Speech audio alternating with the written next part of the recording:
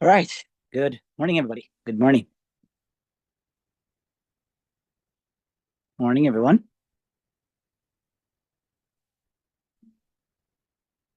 Good morning, sir. Oh, I was wondering if you guys were hearing me now.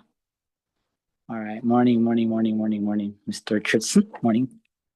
Avian, morning. Danon, morning. JD, morning. Miss Gentles, morning. Alexander, morning. Morning. Okay. Hi, Geneva. Welcome to another marathon. Welcome to another marathon. It's going to be a long one. We have much to do, much to complete. And it's best that we start it off positive, right mindset. All right. So we're going to do a quick little, a small prayer. I always have to start out the thing positive. All right. So I'm going to pray. All right.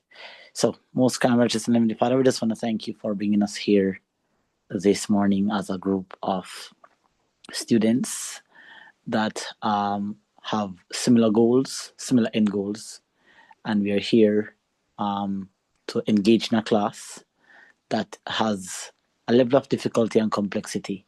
But I ask that you help these students to develop the tenacity to receive the information and to focus for a good amount of hours. And we ask that you give them the strength, the motivation that they need to recall the information that is necessary and capitalize on the opportunity that's presented to them.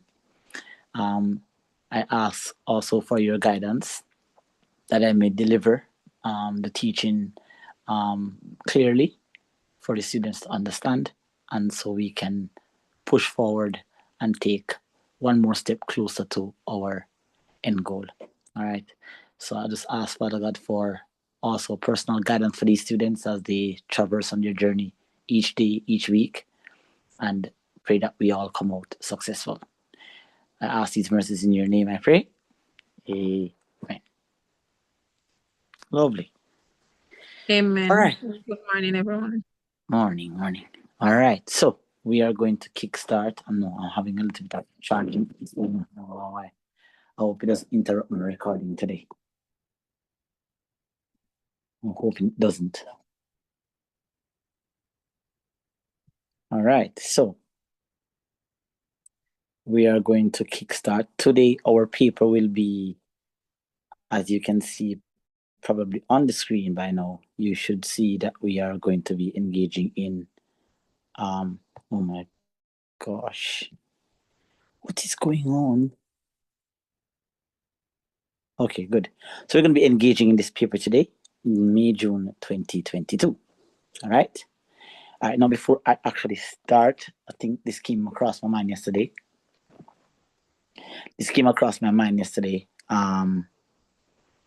You guys need to start picking at least 6 questions from now. We're exactly a month from the exam. You guys need to start picking your favorite questions from now. You need to have in your mind exactly what you're going to the exam to do, and you're going to focus on those 6 topics and make sure so you know as much about them as possible. The other 4 are just going to be what I call backup questions. So you want to have 6 questions that you favor. Remember, everybody in here does not like the same topic. There are some students here that they're okay with trig and they don't like graph. Some persons here, they're alright with graph, but trig is their worst enemy. And there are some persons in here where, as much as how I think vectors and matrices is easier at the CSEC level, there are some students that, for some reason, maybe it's just like, no one call it past trauma, but I guess if it wasn't taught to you well when you first introduced to it, then chances are if you dislike it, then you're probably going to dislike it now. So everyone here needs to pick a question, six questions that you know you're going to go into the exam and cause havoc on. Right? I can't make any recommendations because I love all the topics. There are some topics that will have a one question that will throw me off, but It's nothing major, right? So I think the topics that you guys should really put your emphasis on, obviously, you guys want to ensure that you really dig deep and answer and get as much marks from question 1. Let me see if anybody's in the waiting room. Give me a sec. Okay. So you guys want to make sure you guys target question 1, right? Try to get all the questions in question 1 right, or most of the questions in question 1 right. Question 2 is algebra. You are heavily tested on that question. Algebra is everywhere. As I told the face-to-face students yesterday, algebra is everywhere. It's everywhere on the paper. However, you need to ensure that you do as much of question 2 as possible. Let's just put a disclaimer out there. I am not telling anyone that you should leave out any questions deliberately. I'm encouraging you to find 6 questions that you're comfortable with, because a lot of you are going to go into the exam and you're going to worry about what you don't know, what wasn't taught, what you think should have been taught, and what you don't understand. And that's the mindset that I want to eliminate from now. I want you guys to eliminate thinking about what you don't know and what you don't understand, and try to focus more on what you actually understand. Because when you focus on what you don't understand, you put so much effort, so much time, so much thought into, boy, I mean, I understand that topic here. I mean, I like that topic here, when all that energy and strength could be pumped into a next topic. So, you know, as we go through these marathons over the next 1 month, as we're working through the questions, then you need to say, I like this question. I think I can do this question. This question looks very doable, right? Don't write off any topics, because you will go in there and you'll pick a question from now and be like, all right, good. Functions are my question. Love that. I love this f of x, g of x, something. It's easy. And when you go in there, when them present on the paper, give you a curveball. And the very question that you say, boy, I like trig. When you look on it, I want easy, like a right angle triangle. Be like, hold on, wait. But this is easy. Pythagoras theorem or sine ratio. And then you go over there and then you switch up.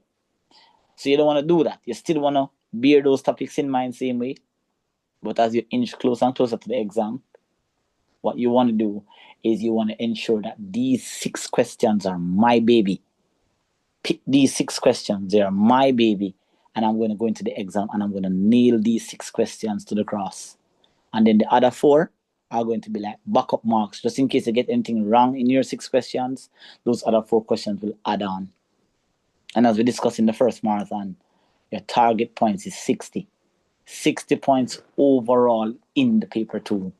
And you're going to be in the conversation of passing mathematics. That's all you want, 60 points. If you get 60, you're getting higher than the average Jamaican who is doing math right now. So, you know, that's where we're at. So that's what I want you guys to focus on. Focus on where you don't understand. Just kind of just, you know, all right, cool, me not get that, but me get this. So you get this, be happy. And don't worry about what you don't understand. All right? So that's a little bit of another exam tip that I'm giving you. I'm going to give you these every week as I come. Okay? So that is that. All right. So enough of the chit chat. Let's get to work. All right. As you can see on the paper, as per usual, I'm going to approach the marathons as if I was actually doing the exam paper. And remember, the recommendation is that you guys go ahead and ensure that you read, even though you already know what's going to be on the front of the paper. Still go ahead and read through, make sure you know the instructions. We did this in marathon 1, so no need to go through that again. And remember, always consult your formula sheet in case you forget a formula. All right. So as you can see on the screen, section 1. Answer all questions. All workings must be shown clearly. All working must be clearly shown. And let's get into it. All right. So using a calculator or otherwise, just a minute, guys. Let me see anybody's still in the... Oh, there's lots of persons here. And you're calling.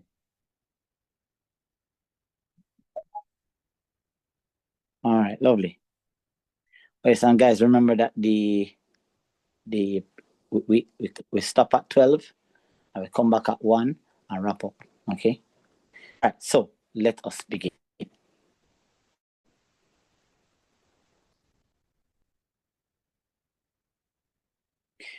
Lovely. So it says here that we are, okay, so using a calculator or otherwise, you are to find the value of 7/8 plus 1/6 divided by 2/9. All right, 7/8 plus 1/6 divided by 2/9. All right, and remember, bear in mind that nerves, you're nervous. If this exam means anything to you, you are supposed to be nervous. If you're not nervous, that means you don't really care. So you're supposed to go into the exam feeling uncertain, not sure what's going to happen, right? And the moment is going to bring out the best in you. So, good. So here we go. 7/8 plus 1/6 divided by 2/9. Traditional mistake. I want to highlight the mistake for now. Traditional mistake is a student is so anxious and, not calm. Them just go ahead and just do some stuff. All right. So you're going to kind of remember that, oh, sir, they teach add and subtract, multiply and divide. And what you don't want to do is that you want to think before you do this. Remember, you have to always bear in mind the rule of PEMDAS. Don't forget the rule of PEMDAS. And with PEMDAS says that you must follow this order. Now, at this moment here, there are no parentheses and there are no exponents. There is no multiplication, but you can see that there's clearly a division here in the question. And then there's an addition. So for those of you who had planned to go ahead and find the LCM for everything, don't. All right, I'm going to go ahead and bracket this up here. Oops, sorry. So we're going to bracket this thing up here. Going to work out that section first. So we're going to have 7/8. And we're going to have plus, and we're going to apply the rule for division. So with division, remember that we do the keep, change, flip. Keep, flip, change. So we keep the first fraction, change the sign, flip the last. So we're going to end up with 9/2.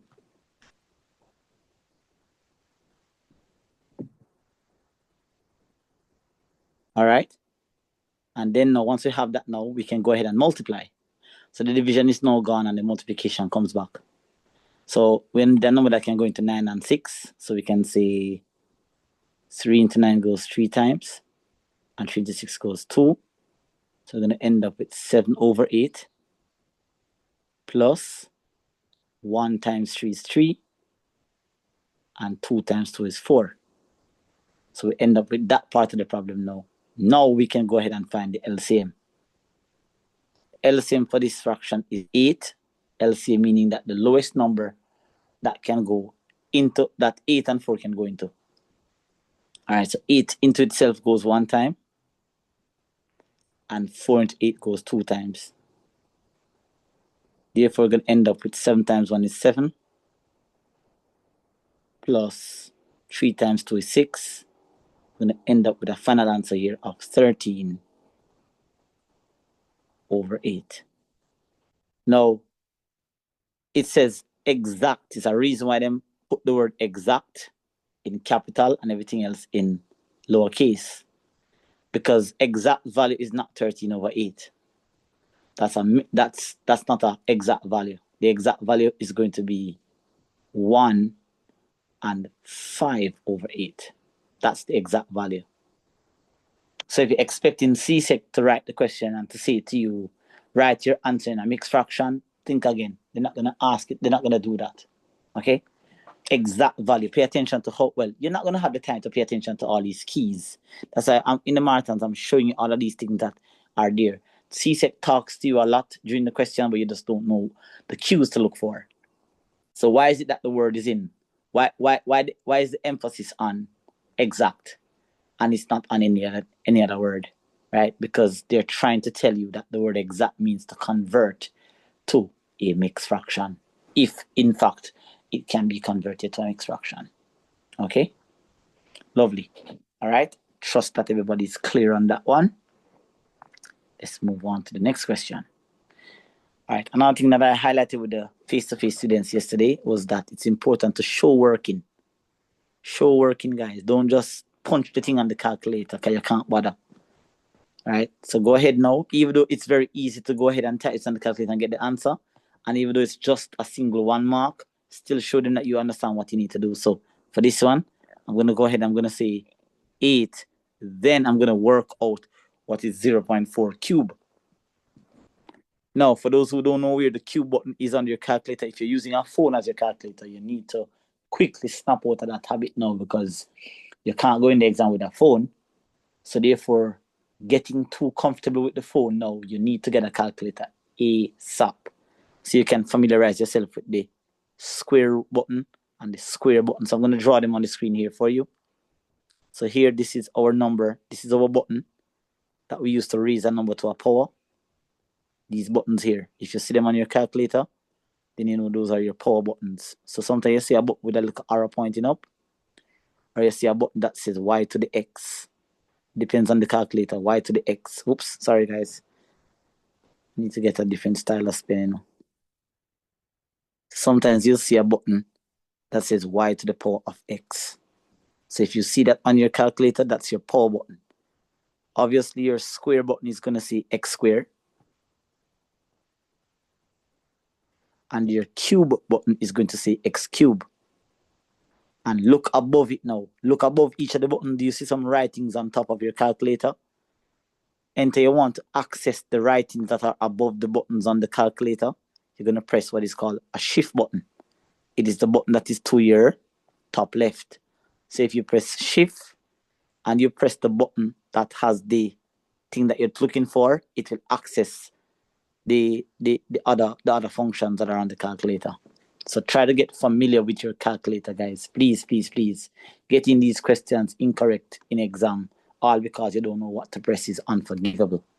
Okay? All right, so what is 0.4? What is 0.4 cubed? Somebody.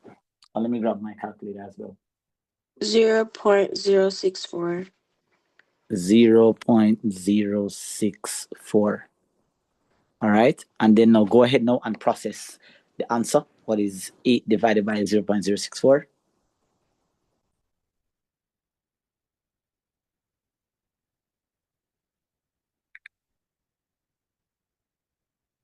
$125. Okay, So that's that's answer is correct. 125. Good. Yeah, that's correct. I got 1.25. 1 point. So double check again. 125.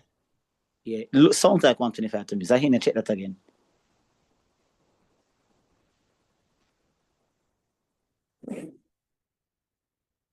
All right, so you should be okay now. 125.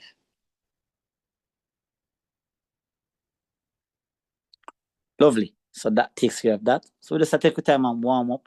Right? Because remember, I'm not just into so I'm not trying to just work the questions. If I wanted to work this paper in an hour and a half, I could work it in 45 minutes. But I want to use the paper to kind of teach as well, you know? If I book up on a question, I want to be able to say, hey, look for this, look for that, do this, do that, don't forget this, don't forget that. All right. Now, this was a very interesting question when I saw it the first time. And you have to be very careful of this one as well. Whenever you're raising a number to a fraction. So I'm going to highlight that for you as well. All right, so it looks kind of straightforward, but this thing throws off students a lot. A lot of the time, students don't really know how to raise a number to a fraction. So I'm going to show you how to do that. All right, so you're going to go ahead then, guys, and you're going to work out right away, straight away for me, what is the square root of 26.8. Just work out that. Press the square root button. Press the square root of 26.8.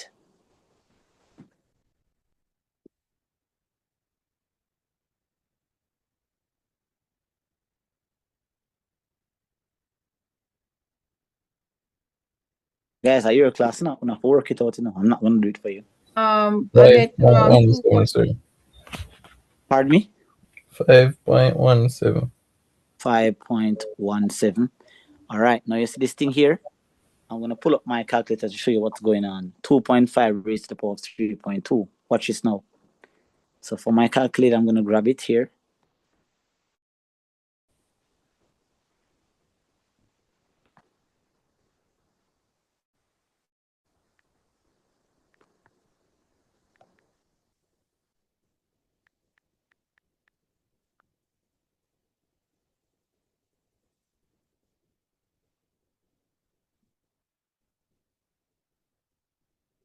Where's my calculator? I don't know. It's supposed to be one here. Okay, here it is.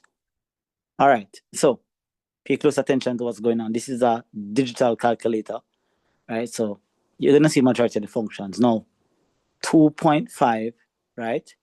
When I press my power button, it automatically opens a bracket. Watch. I'm going to press my power button. You see that button that is highlighted there? X to the Y, that's my power button on my calculator on my iPad.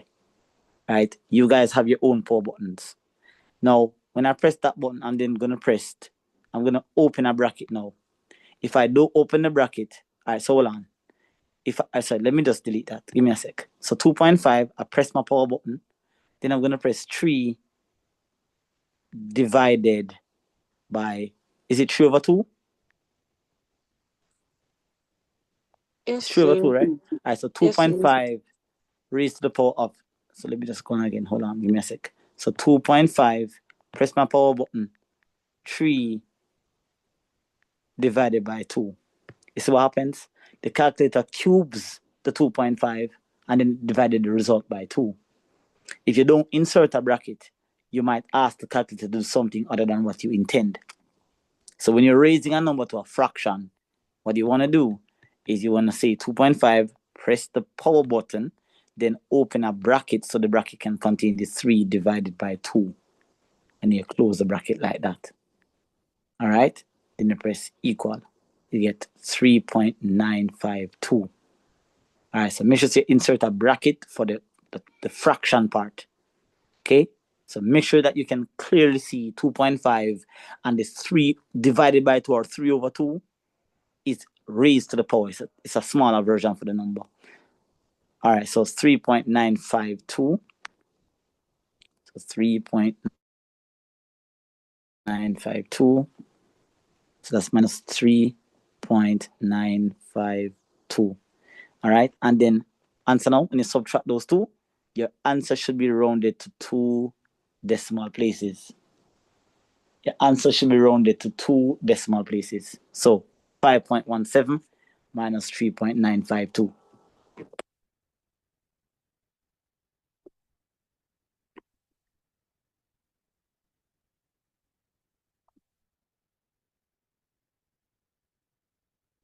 Come guys, we have to move the faster.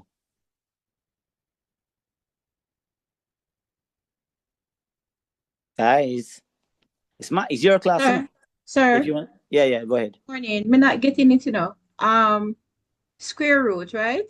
Not square root. Square. Raise the number to the power. So it's the button with the arrow like that. Not square root. This is a square root symbol. 26.8 minus 2.5. And you said bracket? Hold on, wait. You get 26.8. Hold on. We already got the answer for 26.8 already. That's 5.17. So clear your calculator screen. Which I did. 2.5. Press your power button. My power button? That's the button that looks like it's raising, like it has an arrow pointing up. Oh, that one, right? Which I did. Right. Open a bracket now. Oh. That's what I was saying. That's what I was trying to say earlier.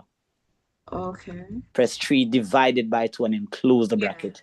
I got it now. 3.95. Yeah, I got it. Good. All so right. Cool. So it's a very simple question. It's a 1 mark, but it's 1 mark that can be easily dashed. All right, no problem. Thanks. All right, go ahead now and subtract those two, please. Sir? Yes, go ahead. Sir, Question. I think since it's 3, we're gonna correct the 3 decimal place. I think the first one, the 5.1, it should be like 5.177. All right, so 5.1. All right, so the rounding is done at the end. And then yes, but we have like 3.952 to take away from 5.17. It's gonna give Yeah, you So in a 3 matter decimal because place in the last one and then 2 in the first one. it won't affect it. you're supposed to round to 2 It decimal. won't. No, man, it won't. It won't affect it. I get what you're saying, though. You want everything to be balanced. It won't affect the end result. Yes, because it. All right. Yeah, man, it won't affect it. But if you want to do that, you can. But it won't affect your end result because the rounding is done at the end, regardless of whatever you typed up there. Because this is just assuming that this number is 0. So it won't significantly affect your end result. Everybody's going to relatively get the same answer. Excuse I me, go sir. ahead. Yeah, go ahead. Question. For the 5.17, I think it should be 5.18 because there's a All right, 6 so you don't after. want to round off during the working process. You want to round off at the end. It No, says sir, but the actual value when you calculate it is 5.1768, but you have 5.17 and there's a 6 after it. So wouldn't you have to round up the 7? That's what I'm saying. You don't round off while you're calculating. So 5.176 is fine. When you get to your final answer, that's when you round off to 2 dp. Get it now? Yes, sir. Yeah. 1.22. All right. So now, are you going to see? You can test it for yourself. If you do it the same, you're going to get the same answer as I did. The margin of error is 0.05. So if your answer will not be too far off. All right. So when you subtract this, you get how much you got? 1.22. 1 point flat 1.22. Yeah. Okay. Miss Gentles, what did you get when you did your way? Or did it your way? Sir, I got 1.72. Why I is get everybody getting 1.224 and then you 224? round off 1.22. Right. So you get 1.72. Double check that again. That's too far off. All right. Confirm it and then let me know. All right. So trust that everybody's okay with that. And it's very important you ask these questions and verify because lots of students go into the exam. It's just 1 mark and people just, overlook it. But I'm saying you have plenty people who get this wrong. And if you're honest to yourself, you'd have probably said, sorry, I get this wrong in the exam. It's 1 mark. I think it doesn't affect you.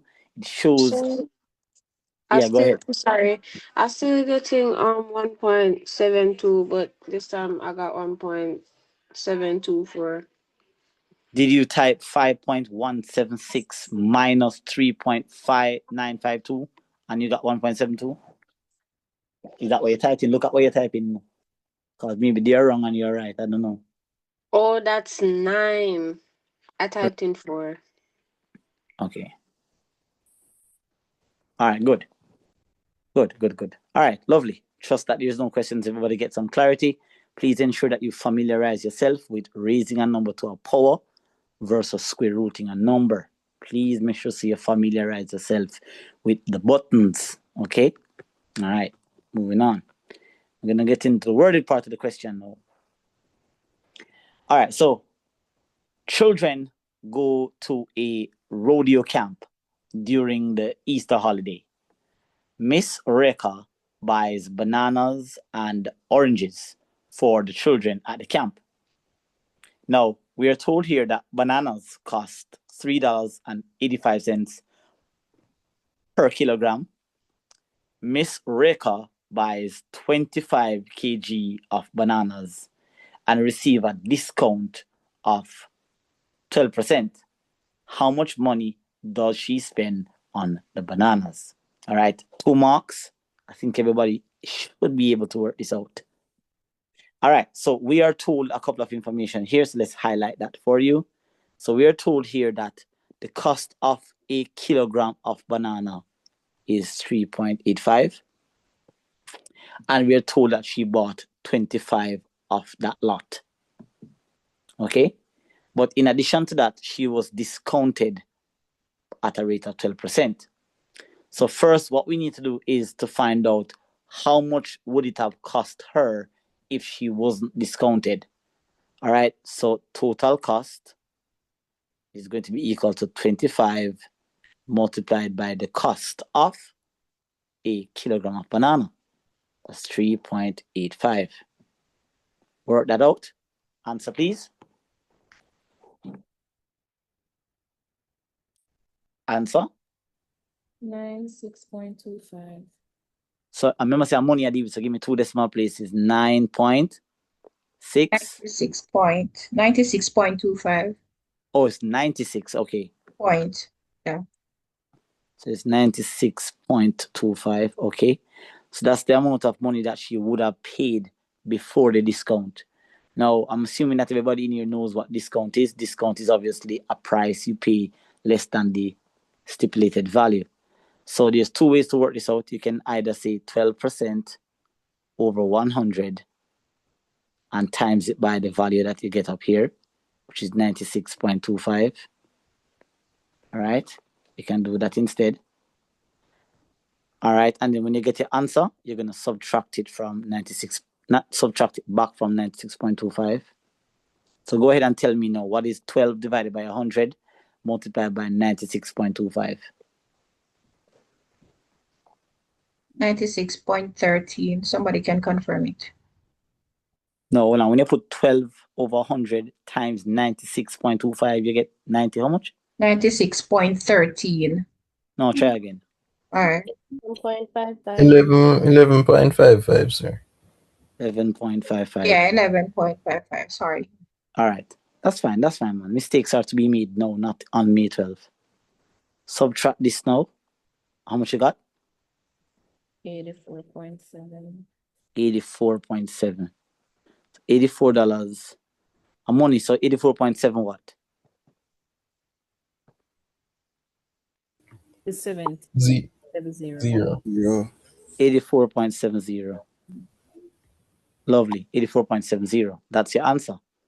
Now, that's the traditional way of working out the math. An alternative method is just to simply say 88 over 100 multiplied by 96.25. So, of course, you're going to ask, sir, how you get the 88? Remember, the original price of anything that you're buying is always 100%. So, if I know that I've been discounted, I'm no longer paying 100% for the item. I'm now paying what? 12% less. So I could get my answer directly by just saying 88 over 100 multiplied by 96.25, and you should end up with the same answer as 84.70. It's just that the difference between the two working out is that for the first working out, I found the discount, then I subtracted. For the second working out, I subtracted the discount, then I multiplied. That's it. Okay, so that is how you get to that answer. All right, so it's 2 marks, but trust me when I tell you, when them give you these questions, it's not about how easy it is. They're testing the critical thinking. Sometimes I see some questions on exam and I'm wondering if I read this, they make people sit down and study for 1 year straight or 4 years straight.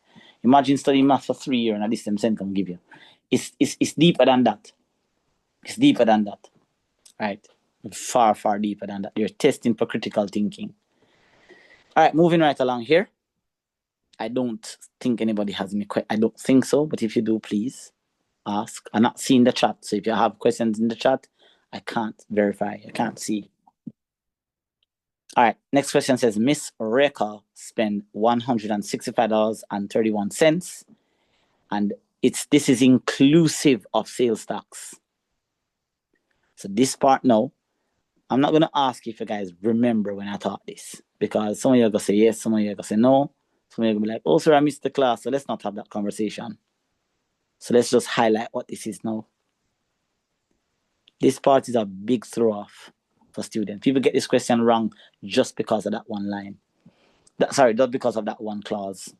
So Miss Reka spends $165.31, which is inclusive of sales tax of 15% on the oranges. You have to calculate the original price. I never even wanted to highlight that. Was see there? Me even go back over here and mention original price again. So original price. Basically, what you're looking for is what was the price before the tax was added. No, of course. Let me just tell you what I know you guys are thinking. And so how you're going to know what we're thinking? Because I teach maths for a long time. You all make the same mistake every time. So here's what you guys do. you guys go ahead and you say 50. Sorry, you guys, and if you want to agree, you can. If you don't want to agree, it's fine.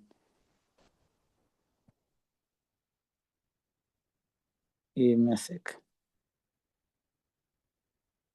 All right, so if you guys want to agree, you can. But watch. If you're going to be honest with yourself, most of you would have probably gone ahead to just say 15 over 100 multiplied by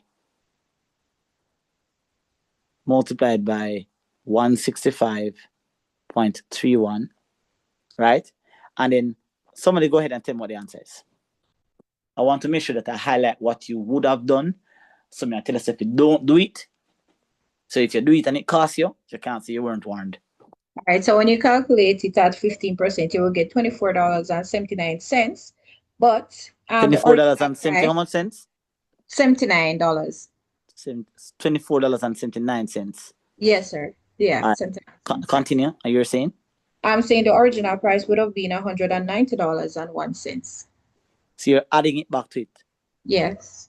So remember now, this is the price when the tax was in it already, because it says inclusive. So this has this in it already. So you're supposed to minus it then? Naturally. Oh, right? okay. Okay. So because if you add it back to it, you're then saying to me that this is the price before tax. But the question says this is the price including the tax. Yeah. So you're supposed to deduct, right? So 165.31 minus 24.79, and that's going to be equal to 140.52. 140.52. And so now you're going to learn that this is incorrect. Sadly. Because what you're doing, right? What you're doing, and this, like I said, whenever it's a thing where students it's programmed to do. Once a student who is learning math from all different type of teachers, when them hear percentage, first thing is that, oh, when I see the percentage, put it over 100 times by the amount, and then decide if I must add or subtract. Right. So what you're doing, Mr. What I suspect students, sorry, not what I suspect.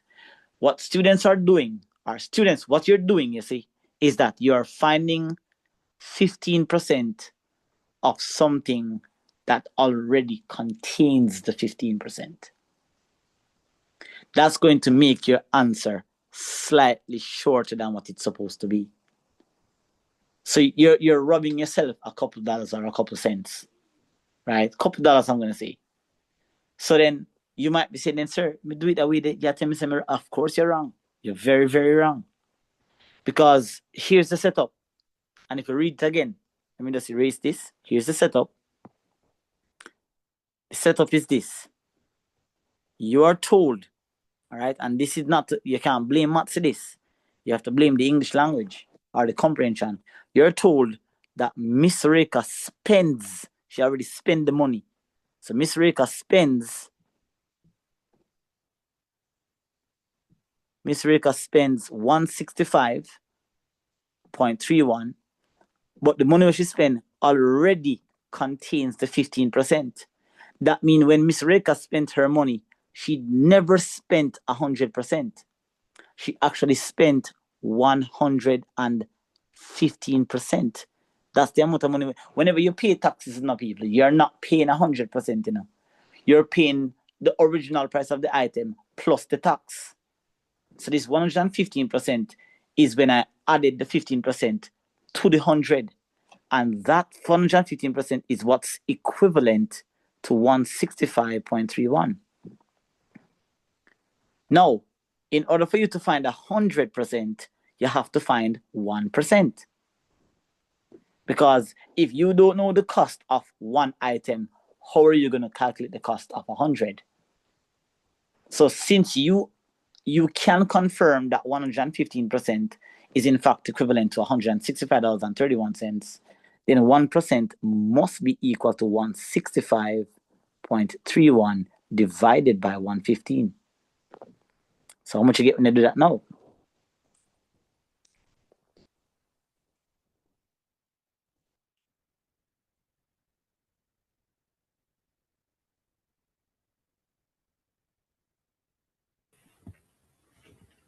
1.43. 1.43. 1.43. Now, we know that 1% is equal to that. And we're looking for the what? Original price. But go back to the question I highlighted earlier. What's the original price of anything?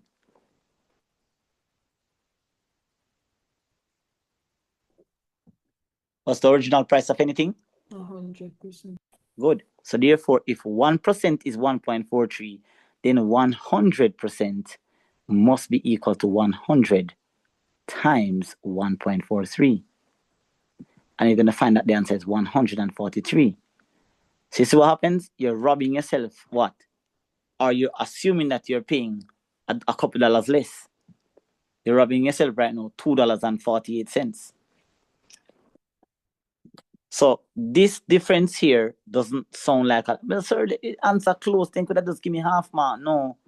When you're looking at millions of dollars, this $2 is going to be much, it's going to be far. When you're looking at it from this point of view, yeah, but this $2, no, they could have given me half mark. No, they can't do that. Because when you're dealing with millions of dollars, if and when we get a chance to deal with them kind of money there, you're going to find out that that thing could be costing you billions of dollars. So mathematics is accuracy.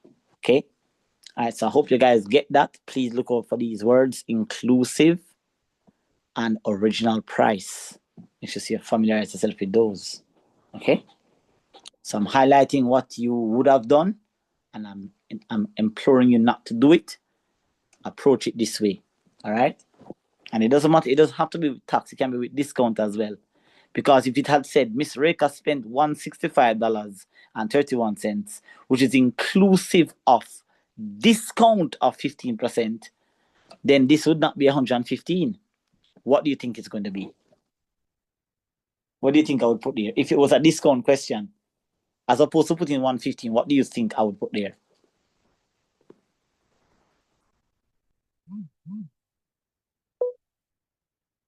You would Come on, guys, think about it. from the 100. Pardon me?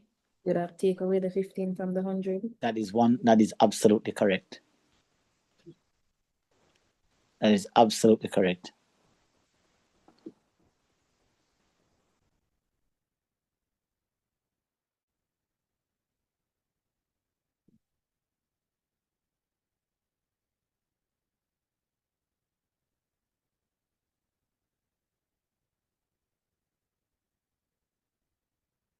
Give me a second, guys. There were some students that were trying to log in, but I'm not sure. They came late, so I didn't see them in the chat.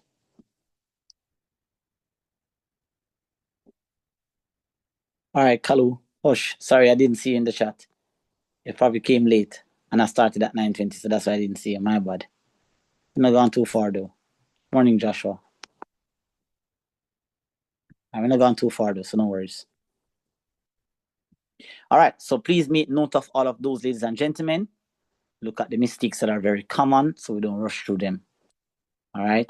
I don't make mistakes. All right, next question says now, the ratio of the number of bananas to the number of oranges is 2 to 3. Let's highlight that. Furthermore, there are 24 more oranges than bananas. So these are the key part now. This throw off a lot of people again. So there are 24 more oranges than bananas.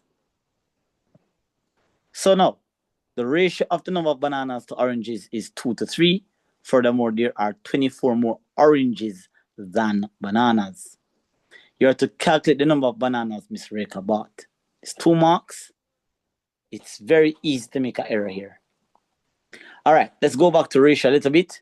Normally, or usually, whenever you get a ratio, you're encouraged to always find what is called the TP. All right? And the TP is the total proportion. So right away, we know that the total proportion of this is going to be equal to 2 plus 3, which is equal to 5. So what does this 5 tell us? It tells us that the total amount of bananas and oranges bought were divided into 5 portions. That's what it means. Now, let us set up a ratio. We are told that there are 20, read it good enough. There are 24 more oranges than bananas. Does that statement mean that there are 24 oranges? Now you have to blame the English language. What does this mean? I've done this question with students before, and they say, "Oh, sir, it's 24 bananas." So what they do is that they do this. So they say, they compare oranges to banana, and they say that the ratio is 2 to 3. And guess what they do now? You see, because them see the 24 and them see the orange, them go divide the 24 by 2. And that's incorrect because you were not told that there's 24 oranges. You were just told that there's 24 more oranges than bananas. So what if there was 100 bananas? How much oranges would there be? 124. What if there was 50 bananas? How much oranges would there be? 74. What if it's 20 bananas? How much oranges would there be? 44. So you don't have a set number of bananas that are here. You don't know how much banana is there. So can anybody tell me, when you don't know what an amount of something is in mathematics, what do we do? Anybody knows? When you don't know the amount that something is valued, we let that thing be equal to A variable. Very good. I heard it. X, I heard variable. I prefer variable, but X is just what we use. Yes, very good. So we are told that there are 24 more oranges than bananas. The problem with this question is that you don't know how many bananas there is. So since you don't know how much banana there is, then you're going to say, we're going to let bananas be X. And then what we know for sure is that there are going to be same amount of banana plus 24 oranges extra. So there's 24 more oranges than the amount of bananas there. So that's the setup. Let me just write that over here. So we know that we don't know how much banana there is. That's the first thing. So we're going to let bananas be X. But what we know for sure is that any amount of banana that is there, then that same amount of orange is there as well. But there's an additional 24 more oranges there. That's the setup. All right. And this is a setup that a lot of students are not clear on, how to set it up. All right. So now what we're going to do now is that we're going to do a thing we call cross multiply. So we're going to cross multiply the 2 with the X, and we're going to cross multiply the 3 with that bracket thing there. All right. That's the setup. Sir, I wouldn't have known to do that. No, you just learn. 2 times X is going to give you 2X. And then we're going to have that equal to 3 times X plus 24. Sure, you guys can remember last week when I told you that whenever you're adding or subtracting or multiplying something by a binomial expression, ensure that the binomial expression is in a bracket. Because a lot of you guys, what you guys do is that you multiply the 3 by the X and forget to multiply the 3 by the 24 as well. All right. Of course, you're going to be asking, do we have to work it out that way? All right. So let me get my answer first. And then I'm assuming that there are some persons might have gotten the answer a different way. Fine. That is also good. No problem. I can't tell you if your method is, if you get the right answer, there has to be some mathematical truth to it. All right. Will you get the full marks? Maybe. I don't know. Probably. All right. So now we're going to end up here with 2X. And that's going to be equal to 3 times X is 3X.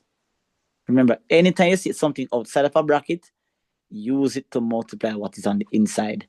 3 times 24, that's going to give us how much? That's going to give us 72, I think. Yeah, 72.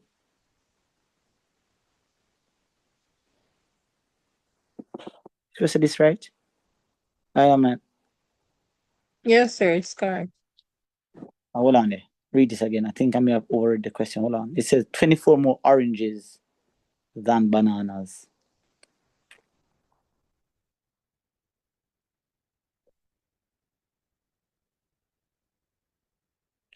And I think the ratio of... Oh, guys, I made a mistake. I set up the ratio incorrectly. I'm going to fix something. So when I wrote this down, I wrote orange to banana. But the question actually said banana to orange. So actually what I should have had over here was not orange. I should have had it the other way. Come here, say the numbers here. I've worked this question before, and I know it doesn't look that way. So it's actually banana. So we have to write down the ratio according to how them set it up. So it's supposed to be banana to orange. So it should have been so let me just write it over. Don't confuse you. So my mistake there. It's not orange compared to banana. It's bananas compared to orange. And believe it or not, how we read the information will lead us to our correct answer, or it lead us to the wrong answer. All right, so my bad there, guys. My apologies for that. Let's work again. The ratio, look at the ones that are highlighted in blue. The ratio says banana to orange. So it's going to be B to O. All right, and then the ratio is 2 to 3. All right, and then from there, we know that there are X plus 24 oranges. And we already know that there's X bananas. So it makes a big difference. All right, you're going to see. So I'm going to go ahead and cross multiply. Everything, the whole knowledge I gave you a while ago is the same. It's just that the ratio turned backwards. So now we're going to end up with 2 open bracket X plus 24. And that's going to be equal to 3 times X. All right, so now 2 times X is 2X. 2 times 24 is 48. And that's going to be equal to 3X. Now I need to get X. I need to get X. A lot of the times too, what I notice, especially in the face-to-face marathons, I realize that every time I ask a student to find X or solve for X or do something to X, it's like they're thinking as, what is it that Mr. Peart is saying? Find X, solve for X, make X the subject of, that means you're going to solve the equation. So what that means is you need to get the X's on the same side. Preferably you want to keep them positive. So I'm going to bring the 2X over here. I'm going to end up with 48 is then equal to 3X minus 2X. So where's the minus coming from? Remember, I just transposed something across the equal sign. So I'm going to end up with 48 equals 3X minus 2X is X. All right, so that's my answer. All right, so that is very, very, very, very important. All right, so everything that I told you before I made the error, is absolutely correct, except that I set up the ratio backwards. All right, so my apologies. I got kind of lost in the explanation. All right, so that's it. So therefore then, we are told that, question. Yeah, so since, all right, it's a the ratio 2 to 3, right? So Correct. the bananas are 2, the oranges are 3. Correct. So you say furthermore, you have 24 more oranges than bananas. So right, so say 24 like 1 ratio. You're assuming that? All right, so the bananas. Mm-hmm. All right, I'm not really assuming, because like as me look on me see. So you're the second person. You're the second student that tell me that. Go ahead, I'm listening. So the ratio 2 to 3, then say you have 24 more oranges than bananas. So right there, so we can just say the 24 are just a 1 ratio. Okay. Yes. So me just like times it. So 3 times 24 give me the 72 for the orange, and the 2 times 24 give me 48 for the banana. You're not the first to tell me that. Someone did it that way. The thing is that for me, if you do it that way, is there any consistency in doing it if it was a different number? That's the thing. For this question, that analogy or that thinking works, but is that thought process consistent? I can't say. I would have to use that thought process again with another question to then say, okay, then yes, this is a conclusive thought process. But for now, maybe you're just lucky if you just use the thought process and get this answer right. Oh, All right, so we can't confirm. I can't say for certain, but I would. You know, no time to go research that right now, right? Yeah. Because like Yeah. I said, if you get this question right or wrong in the exam, it's not gonna change the price of rice tomorrow morning. Yeah. All right. All right, bless up, cold. All right. Any questions? Everybody Gucci? Everybody getting clarity and a little bit more understanding? Okay, Yes, sir. lovely. Now we're gonna move to question 2. As you can see, we're not in any rush to try to rush through the paper. Me want make sure say all of you guys who are online here wanna have 6 rock solid questions. You see, if I wanna do 6 questions, trust me, you're in the conversation. You're in the conversation. Because all you have to do is go in at the multiple choice and rip it to pieces. And there's no stopping you from not doing maths ever again in your life. If you're well, I mean, obviously, if you're not gonna go to college or whatever. That's what I mean. All right, moving on. Factorize completely the quadratic expression. All right. So again, this word, I highlighted it in the face-to-face yesterday. I realized that their facial expression was telling me that they have no idea or they don't remember what factorize mean. Remember, let us write them down again. There are 4 types of factorization techniques. There is the HCF method. There is the grouping method. There is the difference of two squares method. And then you have the quadratic. Your ability to recognize each of these techniques is important because when you go on the exam, you're not going to say, oh, factorize the quadratic or factorize by difference of two squares or factorize by a grouping or HCF. They're not going to specify. You will have to find out which one is which technique. But them even nice to you, them even say what? Quadratic. You're lucky them even say that. You're lucky them even say that. So factorize the quadratic. Sometimes when you write factorize, you just put a bunch of expressions down there and you have to figure out which one it is.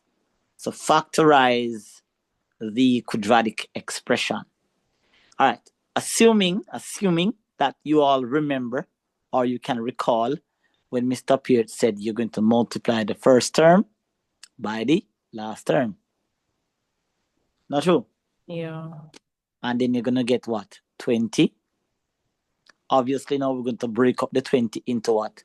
Smaller numbers. So we know that 1 and 20, pardon me, guys. Oh, okay.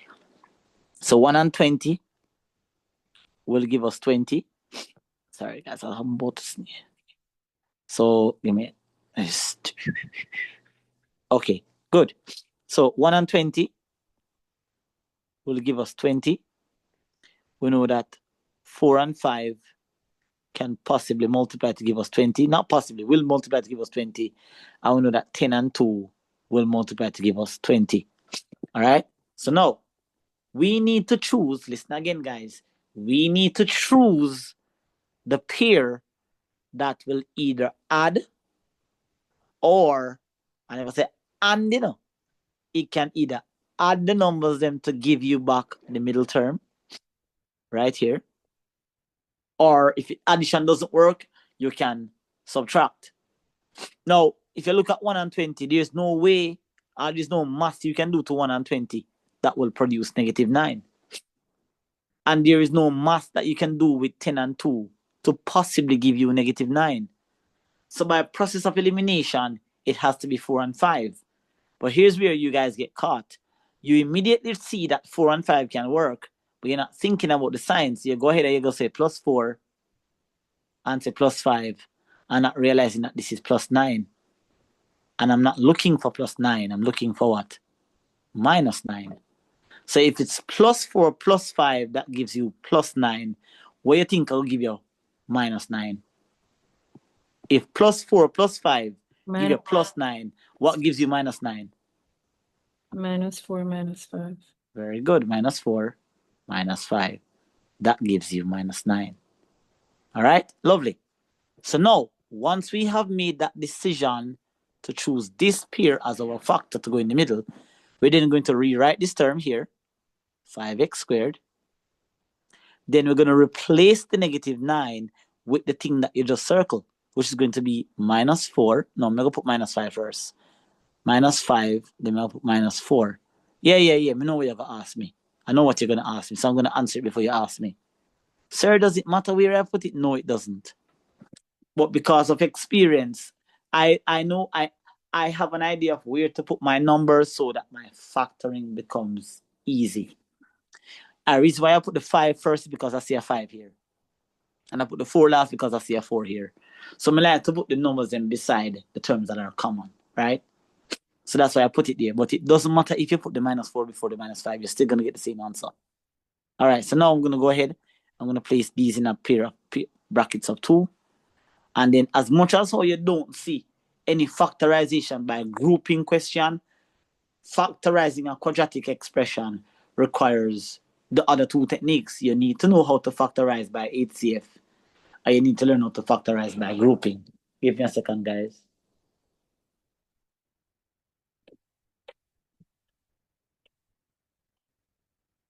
All right, so look, first bracket now. What is it that you see repeating itself? By the way, this is an HCF approach now. So HCF, as I told the students yesterday in the face-to-face, that you're looking for something that's repetitive, a common term or a common number. So look at 5x squared and 5x. What is it that you see repeating itself? 5x. Very good. Pull out that 5x. Once you take something out, you're going to use that thing to divide the expression. So if you remove the 5 and you remove one of the x from the x squared, what is left? X, yes? And then you say 5x into 5x goes 1 time. It's a divide. So even though you hear me use the word take out, I'm not taking it away. When I say take out, it means that I'm factored it out. That's what I mean by take out, factor it out.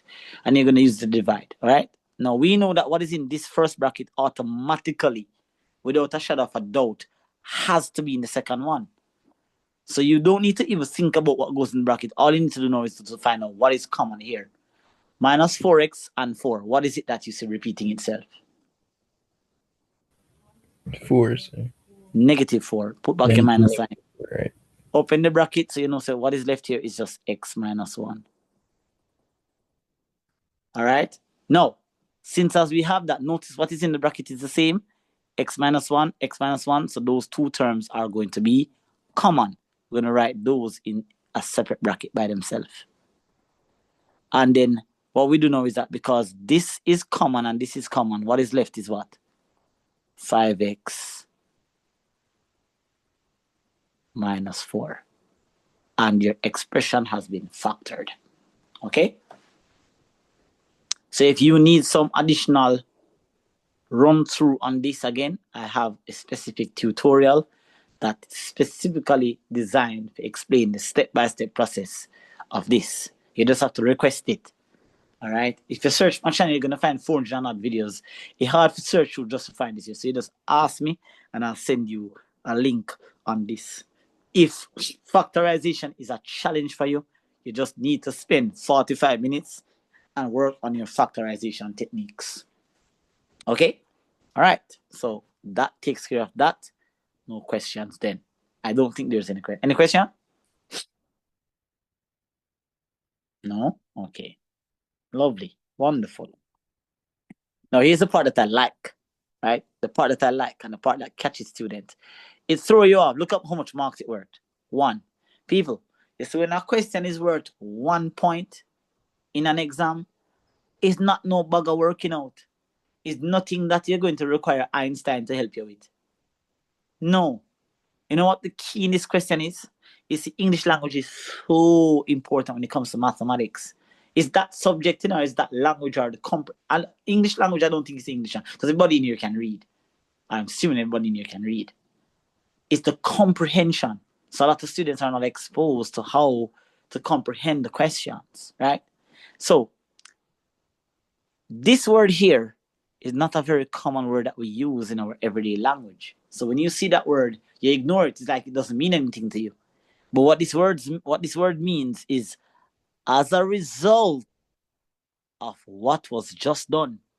If you do English language at the highest level or you do any form of communication, you'll have to use transitional words like furthermore, hence, as a result of, consequently, transitional words that connect So transitional words connect what was said before to what is about to be done or what is going to be said now. What was said before to what's going to be said now. So same thing here. Hence, same thing in mathematics. They're trying to connect what you just did to down here. Now, do you notice that this equation here is the same thing as what was up here? Do you notice it's the same thing? What's the difference? What is it that you see differently between the two? What's there now that was there in the first place? It's no equation Oh, because zero. So it's not one equation, that's one. And me hear somebody else say something. has an equal sign. It has an equal sign, but something else more here. There's something there that wasn't there. 0. It's equal to 0. Very good. It's equal to 0. That more here. So therefore, all of this work what you do, you thought it was in vain? No, it wasn't in vain. What you're therefore going to do now is take your answer, which is going to be x minus 1, because it says hence. Hence means use the result where you just get. You not just do it a while ago. So take the answer where you just get right here, x minus 1, right? Set it here. And then, because this is the same thing, 5x, x minus 1, right? And times that by 5x minus 4. And then you just take, that is the same thing as this, You just factor it. You just make it simpler. And just make that equal to 0. Simple. Make it equal to 0. So what does this mean now?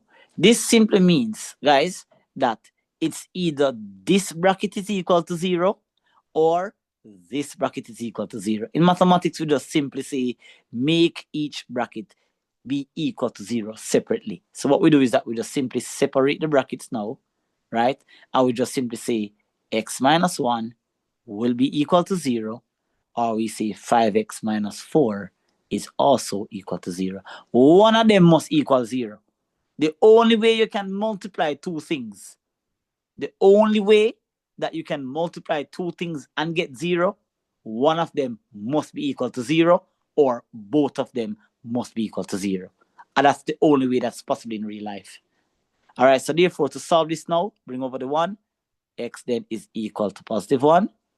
And then we're going to have 5x is going to be equal to, carry with negative 4, you get positive 4. Simply go ahead and divide both sides by 5. You're going to get x. Oops, sorry. I don't want to move too fast. Wait. So we're going to go ahead and say 5x, come on. 5x divided by 5 is equal to 4 divided by 5. Final answer, x must be equal to 4 over 5. So, Sarah, which one is the correct answer? Both of them is the correct answer.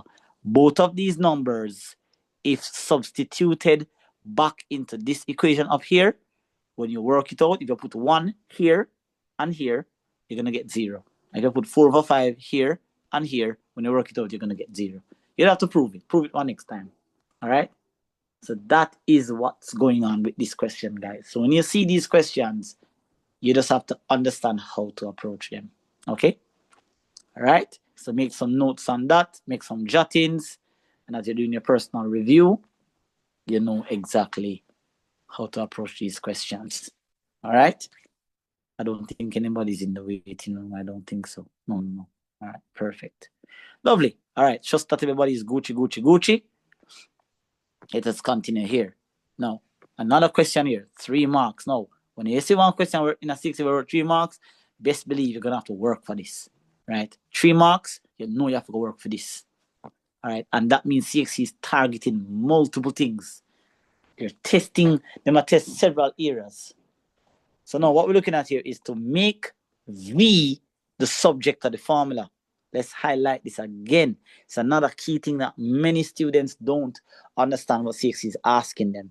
When they ask you to make something the subject of a formula, it simply means that they want that particular variable to be all by itself on one side. It's like when you have W by itself, right? This all by itself. In this present moment, W is the subject of the formula. But what we want is to make V the subject of the formula. So therefore, we want V to be where the W is, and then we want the W to be where the V is.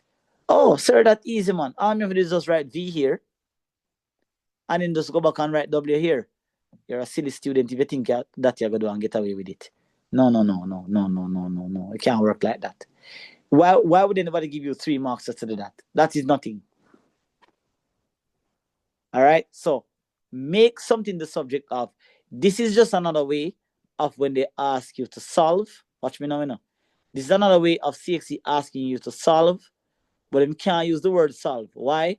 There is too many. The reason why CSEC cannot say solve is because we have 2 unknown variables in the equation. So you can't solve something when there's 2 unknowns. You can only solve it when there's 1 unknown. All right. Well, at this level, there are some questions at the advanced level that you can do that with, but I'm speaking from a CSEC point of view. You can't solve an equation with 2 unknown variables. Okay. So then let's get to the working out now. How do you do this, Mr. Peart? Well, guys, it's not simple, but it's not hard either. So if you notice here that we have something over something, so all we have to do is just put this something over something. What is that something we're going to put under the W? So we need W to go over something so that everything can be balanced. We already have 5 plus V over something, V minus 3. We need the W to go over something. What would that something be? Sir, would it be V? I'm not hearing. 2-person talking. Zahina, what you say? Sir, I'm not sure about my answer. I was asking to make it balanced. Would it also be V minus 3 or no? No. Try again. 1, 5 sir. plus V. I heard you, Miss Gentles. 1. You put the V over 1. Remember, guys, if you want to turn something that's not a fraction into a fraction, all right, how would I change 2 into a fraction? What would I do? What if everybody pick one random number? If Zaina say 5, Miss Gentles say 3, Miss Johnson say 4, everybody choose a different number. We want one universal number that will make the number remains the same. If you divide something by 1, it hasn't changed, You notice? So if I have W over 1, it is still W, because W divided by 1 is W. I'm just trying to make the equation balance because I have something. Oops, Lord have mercy. What have I done? What have I done, Lord?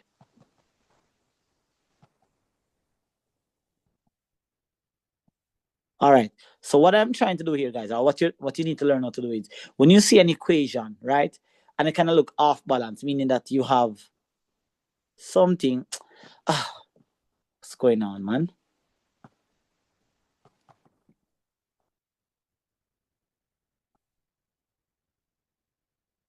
So what you want to do, guys, you see, is if you have something, I want to try to use this magnifying glass or something.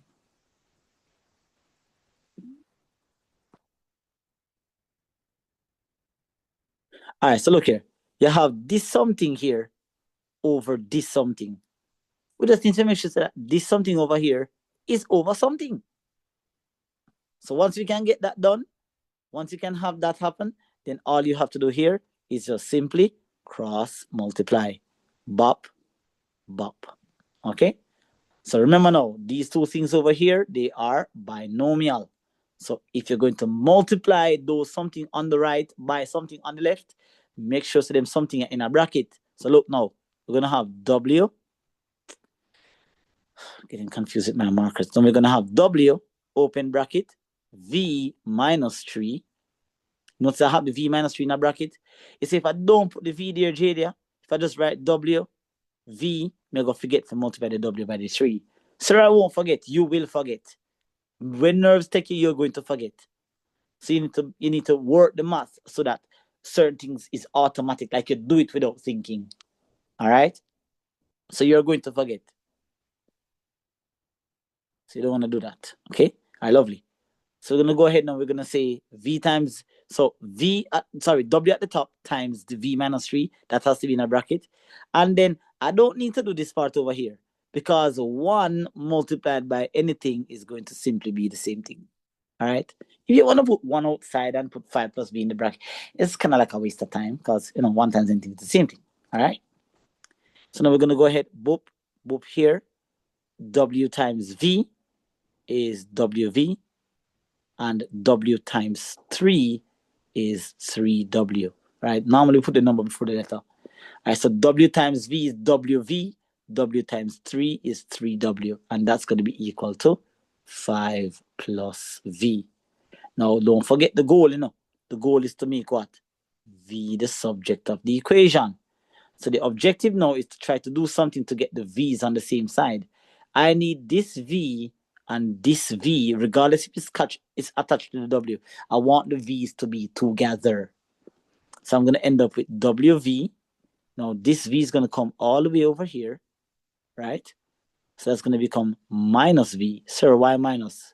Oh, okay, sir. You transposed it to the left. So remember, it's not the direction that I transpose it to that. You see, as long as I move it, it'll go change sign. So left or right, it's just basically if it's positive and I'm moving it, when I move it, it's going to become negative. Okay? All right, and then that's going to be equal to 5 plus 3w. So notice now that I have v's on the left, and I really don't care about what's going on the right, as long as I have my v's together. Now, the question is, can I subtract these two? 1, you can't subtract it. Why? Because if you do, you end up going to delete what you want.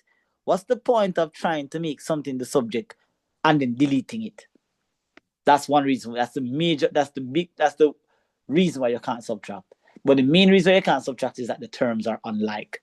One is WV and one is V. So therefore, what does that mean for us then? We have to use our F word. And don't curse nobody in my class, What is that F word? Factorize. Correcto. Factorize. So we're going to say V, take out the V, open the bracket. Now, if you remove the V from here, it obviously means that W is left. And V into V goes 1 time. Close the bracket. And then we're going to end up with 5 plus 3W. Now, finally the only thing right now that's preventing me from saying V equal blah, blah, blah, blah, blah, blah, blah, is this W minus 1. And the two of them join together. So therefore, they are multiplying each other. Therefore, V must be equal to, I'm going to divide by W minus 1. I'm going to have to divide the other side by W minus 1. Sir, why are you dividing by W minus 1? Because it lay in front of the V and I need it to go away. Why did you divide the other side by it? Because if I do something to the left side of an equation, I make the equation unbalanced. But if I do that same thing to the right side, the equation remains the same. Therefore, V must be equal to, cancel. V must be equal to 5 plus 3W over W minus 1. So now you can see that we have V as the subject. Yes, question. You can Question, go back over from where you can go back over from where you have 5 plus 3W. 5 plus 3W, I factorized here. So right here, so I pull out the V as the common factor. It's repeating itself. And then when I pull out the V from the WV, I end up with W in the bracket. And V into V goes 1 time. And then now what I do now, I want V by itself. I'm dividing both sides by W minus 1. So I can cancel it. So V then is equal to this thing. Okay, sir. Awesome. Super. Okay.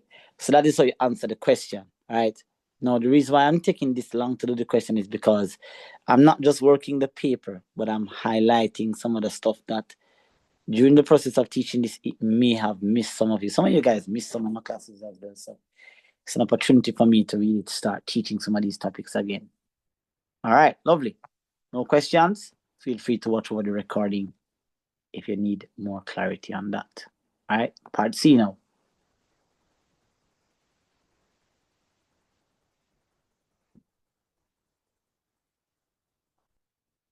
Hold on, wait. So this question is missing something? It must be missing something? I don't know. It says the height h of an object. Oh, okay. It's not missing anything. All right, so the height h of an object is directly proportional to the square root of its perimeter. Write an equation showing the relationship between h and p. Now, this lick students physics. See that? 1 mark, you know. Lick your physics. Why? These topics are fundamental topics. They are taught very, very early in the semester. So when students see this now, like, okay, Lord have mercy, what is now? Them start do one word for something. This is the key word. If you don't know what this word means, then basically understand the maths. So directly proportional. This is coming from a topic that I would have taught called variation or proportionality. So let us recap that again. If you want to confirm, you can. Sure, somebody is in here that can confirm that Mr. Page showed you y is equal to k times x and y is equal to k over x. You would have seen this sometime last year. This formula is the formula for what we call direct variation. Variation is also sometimes called proportion as well. So this is the formula for direct variation / proportion. And this one is the one that we call inverse variation or inverse proportion. So variation and proportion are the same. They're synonyms in terms of mathematics.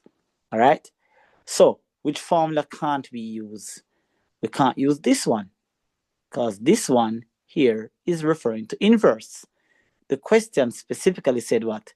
Directly proportional, which is another way of saying a direct variation. All right. Now, the second thing you need to realize is that there is a traditional formula that us teachers teach you. We teach you using y and x, but they are using what? H and what? P. They are using their own variables. Rest assured, I tell you this. I'm sure me teach this in my class. I'm 100% sure that I've shown you example where the variables are changing. All right. So the height h is representing the y and the perimeter p is representing the x right here. So therefore, let us reconstruct this formula here. Instead of saying y equal, we're going to say what? H equal. We know that k is a constant, so k doesn't change. So k is going to be k. We normally don't use any other letter except k. K is just the letter that we use in mathematics for constant or variation. All right. So instead of saying y equal, we're going to say h equal. And then we're going to keep the k. And instead of saying times x, we're going to say times the square root of p. Square root of p. Give me a second, guys. Just a minute, guys. Let me just see if I can let the student in.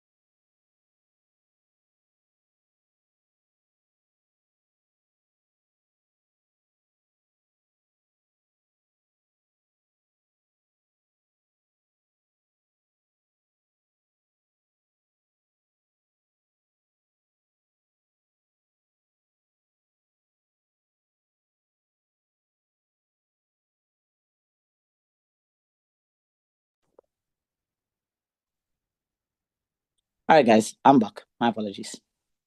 You guys are still seeing the screen. Okay, good. All right, lovely. So,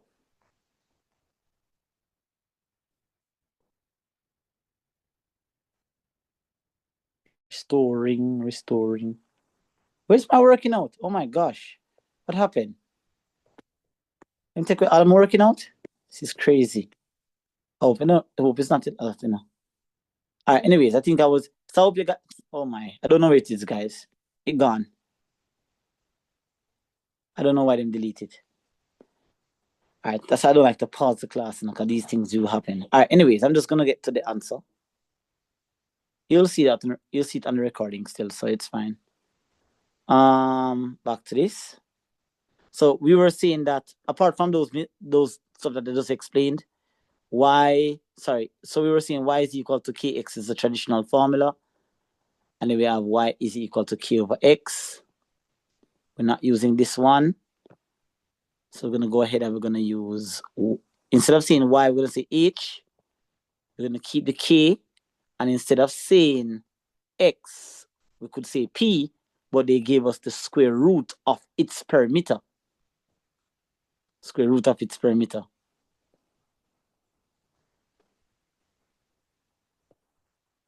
So it's going to be k times the square root of p. All right? So this is the formula that we're working with. So what did the question say? Write an equation showing the relationship between h and what? P. So we have done it. That's it. H is equal to k multiplied by square root of p.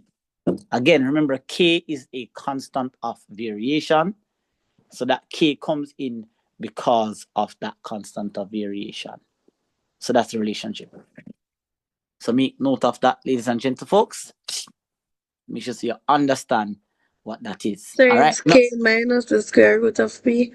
No, k times there. K times. Oh, times. Okay. K times. Remember the formula is k multiplied by x. So they have changed the y and they've changed the x. All right, good. So we have that. Moving right along. Now, they've not used no transitional word here, but you can see that they're talking about h again and p once again. So you must know, say, it is, the same question. I'm assuming that you should know it's the same question. All right, so them say, given that h is 5.4 and p is 1.44, they want you now to find the value of h when p is this. So this is confusing because if you tell me say h of 5.4, why you want to find h again? This is what throws off a lot of students. Because here's the thing, this k is not explained. So basically, when I'm giving them two numbers here, what they're trying to get you to do is that they're trying to get you to find the constant of variation. Because you can't work out no values unless you know what is the variation of constant or constant of variation. So we're going to take the 5.4 here and replace it with the h right here. So we're going to have, let me just rewrite it. So it's h equals k times the square root of p.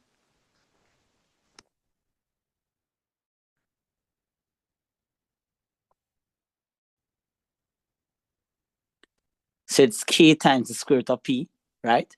I'm going to have 5.4 right here. And that's going to be equal to, obviously, we don't know what k is. So they're trying to get you to find the value of k without actually saying find the value of k. This is where Csec is looking for reasoning. Knowledge and reasoning is what this marks you down for. So that's the square root of 1.44. All right, go ahead for me, guys, and work out what is square root of 1.44. It should end up with 1.22 or 1. So should end up with 1.2. Confirm it. Or 0.2. 1.2? Yes, sir. Yes. 1.2. So remember this dot right here. Remember, guys, this dot means, let me just remove that dot there. Because I'm not used to that dot there. Someone know it still. So it's k times, guys. K times. So it's k times 1.2. All right. Now the k now obviously is attached to the 1.2 by multiplication. So if I divide both sides by 1.2, and I divide both sides by 1.2. Cancel, cancel. K is equal to, I go ahead and divide that, please. 4.5. How much? 4.5. 4.5. So that is your value of K. So notice them never say you must find K. Yeah, but you have to find it because you can't find anything else without K. So I hope you understand the importance of why we have to find K. So determine the value of H now. So now we want the new H now. So H is equal to, come again, the formula is K times the square root of P. So now we want to find H now, but this time we know that K is 4.5. And then we're going to times that by the square root of them, say P is 2.89. So 2.89. Oh my Lord. Here's my point. So I know that the square root of 2.89 should be 1.7. So 4.5 times 1.7. I think it should be. Confirm it, please.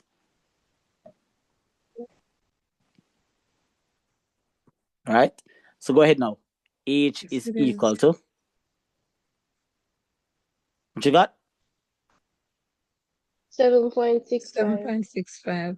7.65. 7.65. And that's your final answer. All right. Yep. So you might be like, sir, that's a lot of working out for 2 marks. Not really. Not really. Right? Not really. I think this is worth 2 marks. Yeah, man.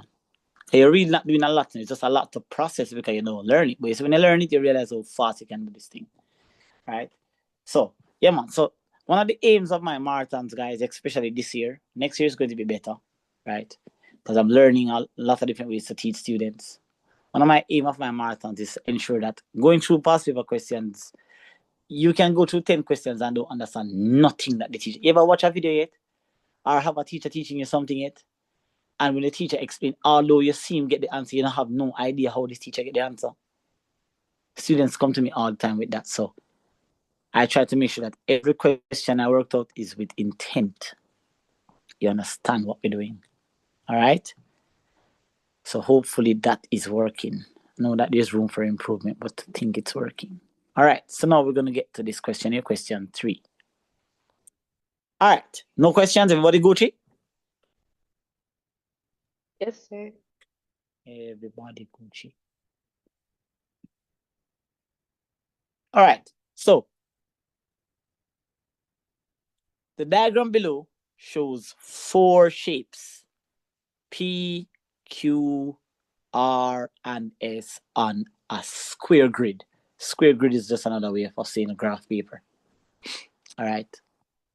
And we can see the shapes evidently. We have shape P, we have shape Q, we have shape R, and we have shape S. All right. So we can see the shapes based on what they say. No more clues up there. Let's go down to this page here. Lovely. Now, you're told here that you're describe fully. Now, if you know none of English language, you know that description is not one word. When you describe something, you cannot say, if I say to you, describe how your house look, you're going to say blue, 4 window, 1 door, flowers pot. No, you're going to say my house is blue. It's a 2-floor house with 4 windows at the back, 2 windows at the front with some flowers pots, and it's painted in yellow. You write words. So 3 marks again. When you see them 3 marks question, feel threatened. That means you're looking for something. It's 1 mark. You have to mention these 3 things to get the marks. So even if you go blah, blah, blah, blah, blah, blah, and talk, and explain yourself, and you don't mention the 3 things that you're looking for, you get 0. Same way. So you could have explained from now until thy kingdom come. If you do not mention the 3 things that you're looking for, you get 0. Describe fully the single transformation that causes shape P. So they might use shape P now, and they want to know what caused shape P to land onto Q, to land onto R, and to land onto S. So we're going to do some process of elimination now. So this is a transformation question. So before I go back to the diagram, let us recall what are the different types of transformation. List them out for me, guys. What are the different types of transformations? Rotation, All right. In no particular order, thank you. Rotation. enlargement, Hold on, let me take that with me there, please. Rotation, what should say? Enlargement. Enlargement. Next one, reflection. I heard you say. There's one more. translation. Correct. Translation.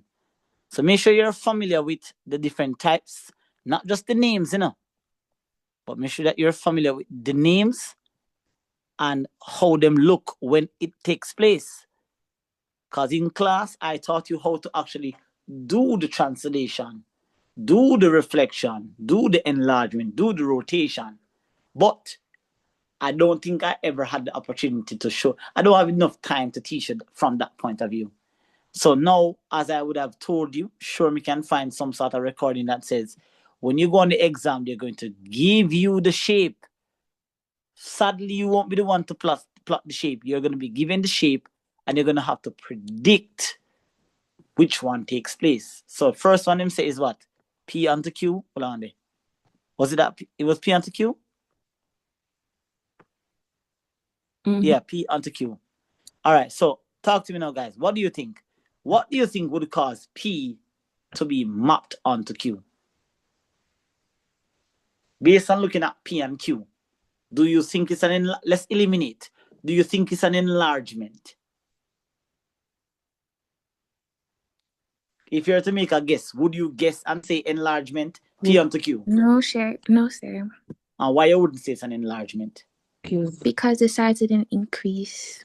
It didn't increase in size and it didn't decrease in size. Not true? Good. So we eliminate enlargement.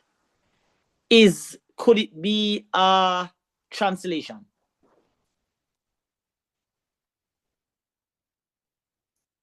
If you were to guess, remember say I write, you go write down something, you know the four of them. So you have to write down one of them. You can't say me no know. If you know the four of them, write down something. So which one do you think it could be a translation? No. Why not? Is it in slide or glide or the word that you use in class? Slide or glide. All right, that's fine. But how do you know when something slide or glide? It moves. When something slide and glide, what happens at the end of the slide and the glide? The object and the image are identical. Ah, right, this is Jadia. The object and the image are identical in appearance. Look at P and Q. Are they identical? No, but no, they don't look the same way. The one turn upside down. Them turn them back to each other. And this part of P here, so. This part of P here, so. The up here, so. So something go on. All right, so it's not a translation. Could it be a reflection? Yeah. You think so? Probably. I'm not seeing it. Guys, if you're in the Geneva, if you're in the chat, I can't see you, I mean, you always talk. So you're saying, Jada, that it could be a reflection? That's what I think. I don't know if I'm correct. All right. That's what you think. Anybody else has an opinion? Do you go against her? You all think it's a reflection? No, sir. No? What do you think it is? Because it's not I an think enlargement. It's a rotation. You think it's a rotation? Yes, sir. All right. You want to tell Jada why you think it's a rotation? Why it's not a reflection, by the way?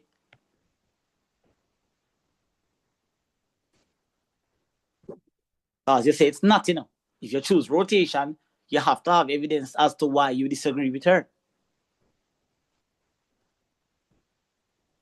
Please tell me. I want to make notes.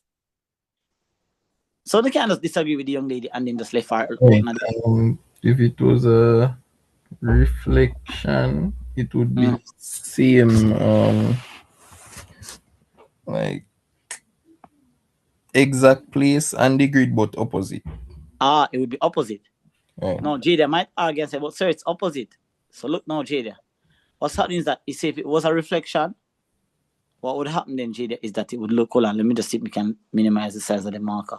So if it was a reflection, then you see P, it would turn back way, right? But it would also look like this. So, Okay. all right. I saw you that look, guys. Because when a reflection, it turned backwards, you know. But I just backwards it turned. So the object and the image are identically opposite in appearance. All right. So therefore, by process of elimination, P onto Q is not an enlargement. It is not a reflection. It is not a translation. So therefore, after 4, it has to be a what? Rotation. Not true? Everybody agree? Yes, sir. Yes, sir. Hope you understand the process of elimination technique that we used. So it's a rotation. No. You think, do you really believe that just telling them that it's a rotation is what they get the 3 marks for? You wish. Try again. So number 1, let us jot down what we know it is. So we can confirm with 100% certainty that this thing is a rotation. That's the 1 point. So when you go on the exam and you get rotation, I'll be like, oh yes, sir, me get it right. 1 mark you get. Can't stay there. 1 little lousy mark you get. Rotation. You know what else you need to mention? You need to mention the angle that it rotated. And you also need to mention the point at which it rotated from. So you have to mention what is called the COR, which is the center of rotation. And you need to also mention the direction, or the direction that it got rotated. So you get 1 point for what it is, 1 point for the direction, and 1 mark for the position. So how do we find the center of rotation? And that's why I love teaching online. Because when I'm face to face, I'm going to have to draw this thing and I can't bother. So look now, guys. All right, look at this now. To find out if it's a rotation, you just need to find 2 or 3 points that's corresponding and extend them. So what you are going to look at this. This corresponds with that. Do you agree? Just look at the shape and look at the position.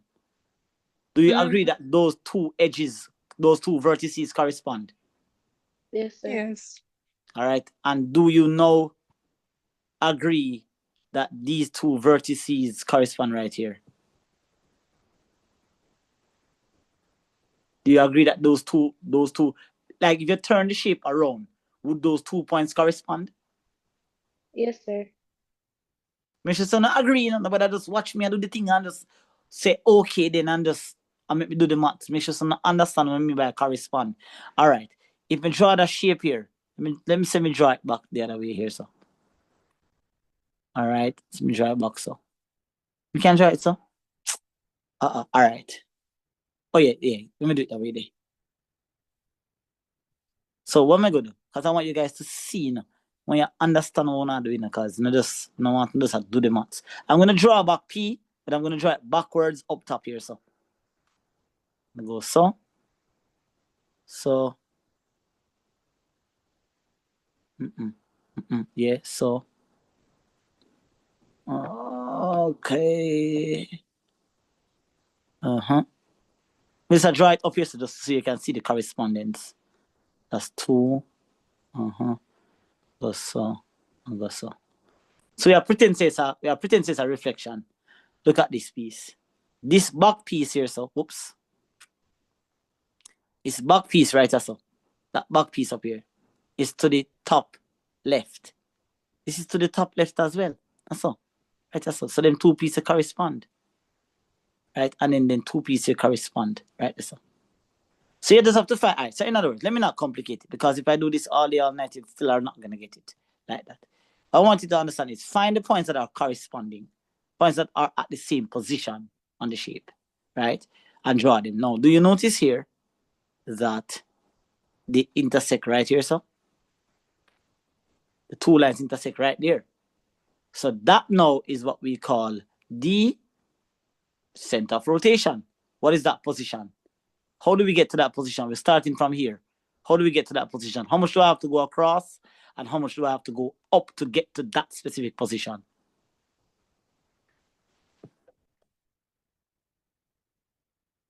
How much do I have to go across and how much do I have to go up to get to that position? 7 across, 7 up.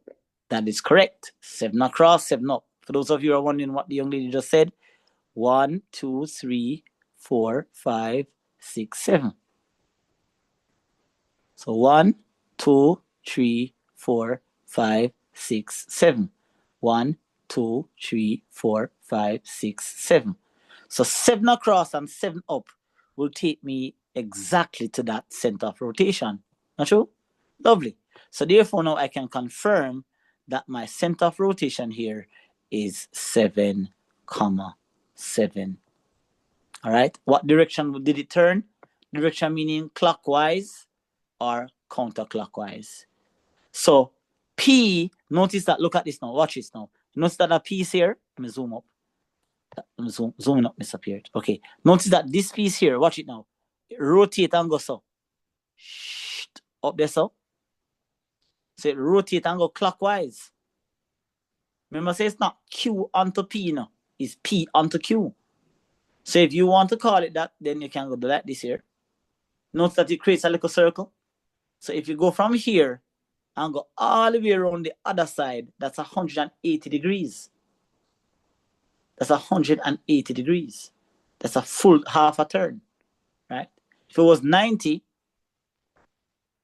you see, because it's not going across the axis, it's very difficult to see what it is. But if you notice that it moved from one end over here to the other end over there. All right, so this may be one of those questions, ladies and gentlemen, that you guys don't necessarily like, but as I say, I have to show you how to deal with it. All right, so boom. You're not gonna always get questions where you like. That would not be a test. So therefore, then let's go back down here and hear what they must say. So the direction is going to be 180 degrees. If you choose anti-clockwise or clockwise, it won't matter because 180 in both directions is the same. So if you write it like that, I guess probably them all give you the 3 marks, but them say description, so I'm not a big fan of this. So write this down for me, guys. Here's how you're going to describe it now. We know it's a rotation. We know it's being rotated from 7, 7. And we know that it's being rotated clockwise or anti-clockwise 180 degrees. Here's how you write it. P maps onto Q. See, right like that. P maps onto Q. So P maps onto Q describes a reflection. Sorry, oh my God. P maps onto Q describes a rotation. That's 1 point. Once I mention rotation, so it describes a rotation of 180 degrees. I don't know if you want to write clockwise or anti-clockwise. Anyone you write is going to be the right answer. So P maps onto Q describes a rotation of 180 degrees, anti-clockwise or clockwise,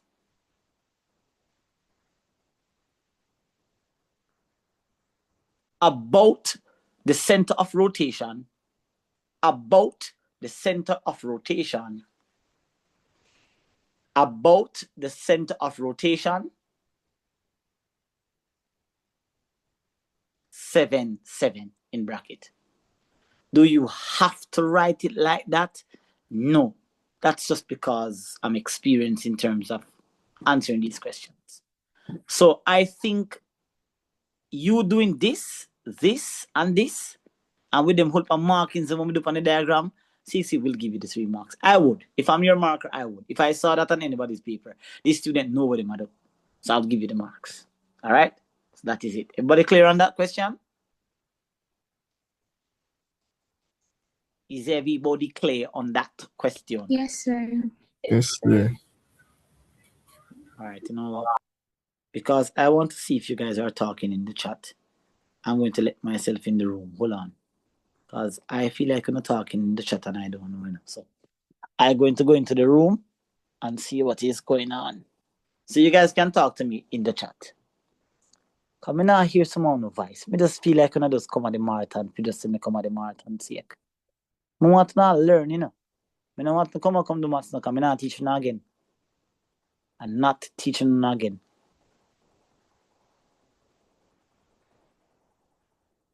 A joke I make here. A joke. I come back, I'll teach you. Hold on. I'm going to let myself in the room. Hold on.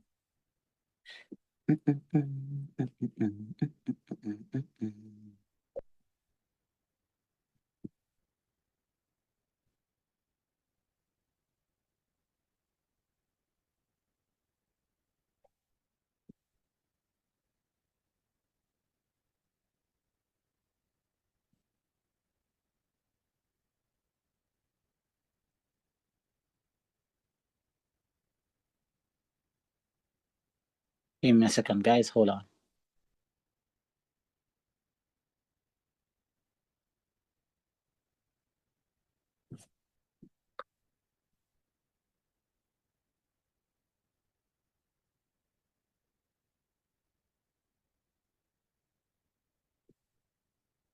All right.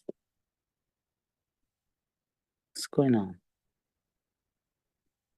It's not letting me in. Give me a sec. Another minute.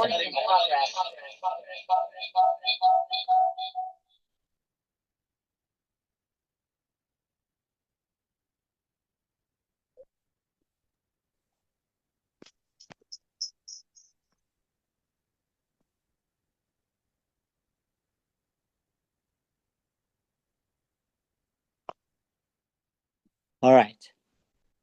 You guys can still hear me? Yes, You guys can sir. still hear me? Yes, Yes. sir. Yes, Okay. sir. The chat is active. So if you guys want to communicate in the chat, I can see what you guys are saying. Okay. All right. Back to regular programming. So if you guys want to answer questions and stuff by texting, I can see what's going on. So try to participate as best as you can, guys. All right. Don't just sit down and just make the paper fly over like that. All right. Good. All right. So again, as usual, I'm delete my stuff. Don't know why they keep doing that. All right. R. So we want to find out what maps P. We do P to Q already. So what map P to R? What do you think now, guys? What do you think maps P to R? By a process of elimination. We just already choose rotation. So there can't be another rotation on this paper. So you have 3 left now. So what do you think maps P onto R?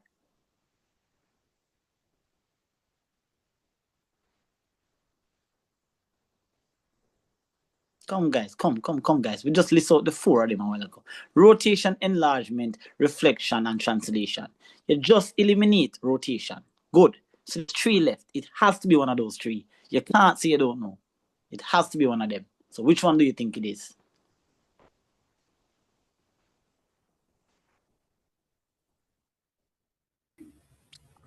So reflection. Looks like a reflection. It's a reflection. So what want to do to myself? It's a reflection.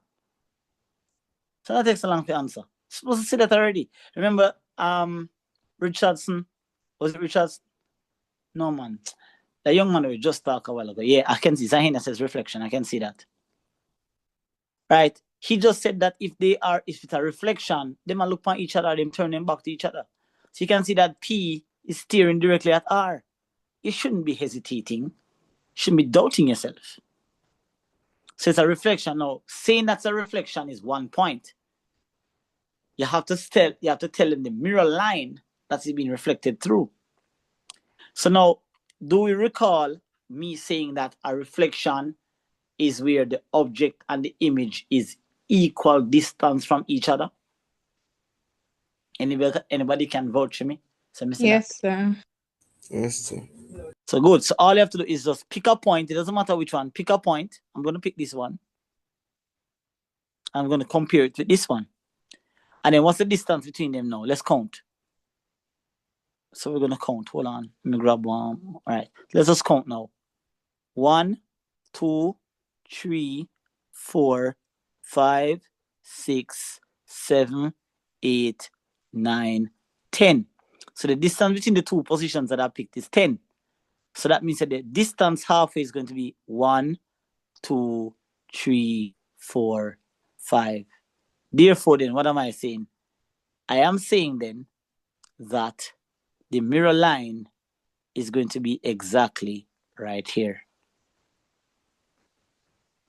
That's the halfway distance between the 2 shapes. So question now, which number which number is that red line passing through on the x-axis? Which number do you think it's passing through on the x-axis? +1. +1. Therefore, the mirror line is going to be it's passing through 1 on the x-axis.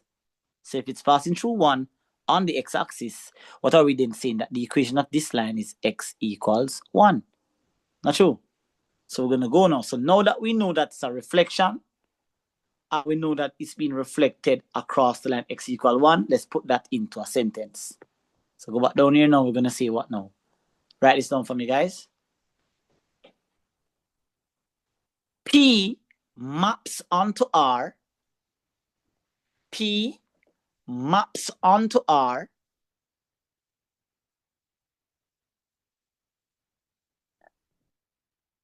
P maps onto R describes a reflection. Describes a reflection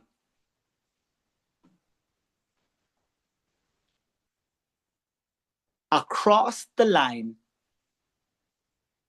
Across the line, x equals 1. X equals 1. You notice that it's worth 2 points? Why is it worth 2 points? Anybody can tell me why you think it worth 2 points? Why is the first one worth 3 and this one worth 2? You didn't mention anything about the center. There's no center involved. But why the top one worth 3 and the bottom one worth 2? Because the top one had 3 points to mention and the bottom one only had 2. Perfecto. The top one, we mentioned center of rotation, we mentioned direction, and we mentioned the type of transformation. For reflection, we only mentioned 2 things. We mentioned that it is a reflection, and we mentioned the line that it's reflecting through. Do you understand the weight of the question now, guys? These things are not explained to students. At least it wasn't told to me now. Over the years, I teach me realize that this is what Csec is doing. So what do you think are going to happen to this now? At 3 points that now, so what do you think is going to what do you expect that you're going to have to do here? Are 3 things you have to name us now? All right, we go, Csce? Everybody go, Csce? Everybody go, Csce? Sir. Yes, sir. All right. So the weight of the question tells you how much things you have to do. All right, let's continue. So we're going to look for P onto S now. I think it's very obvious. P onto S now, what do you think it is? Enlargement. It's an enlargement. Now remember, there are 2 types of enlargement, you know. You have reduction and you have magnification. So which one is this? Has P been magnified or has P been reduced? Magnified. Magnified, because if P becomes S, that means that P get blow up and get bigger. So now you're not just going to say it's a enlargement. If you say that, if me sit up on a student paper, me mark it wrong. Because I don't know if the student knows if it's a magnified enlargement. So then you're going to go ahead now and you're going to say, some teachers will tell you that, oh, it's all right, just say whatever it is. You can just say it's an enlargement and get away with it. It's incorrect. You have to tell them that it's a magnified enlargement. Because you have reduced enlargement too. So that means your answer is ambiguous. So write this for me now, guys.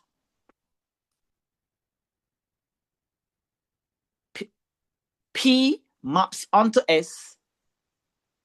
P maps onto S. Describes. P maps onto S. Describes an enlargement. That's 1 point. So it describes an enlargement. No. Come back. Hold on. You have to go back up, yes or no. So it describes an enlargement. Good. Now we need to figure out 2 things now. The enlargement is 1 point. We need to figure out the scale factor. So how big is S compared to P? So how do we know this? We're going to compare the size. So look at this now for me. What's the length of the base? We can choose any side, you know. But what's the length of the base for P? 1, 2, 3, 4. Not true? Everybody agree? 4 units. That's for P. Everybody go, Chi? Yes, Yes. sir. And then for this now, it is 1, 2, 3, 4, 5, 6, 7, 8. And the base for S after it has been enlarged is 8. So therefore then, I can then go back down here and then, okay, I can say that scale factor. So I can then say that scale factor K. So I know that it's an enlargement.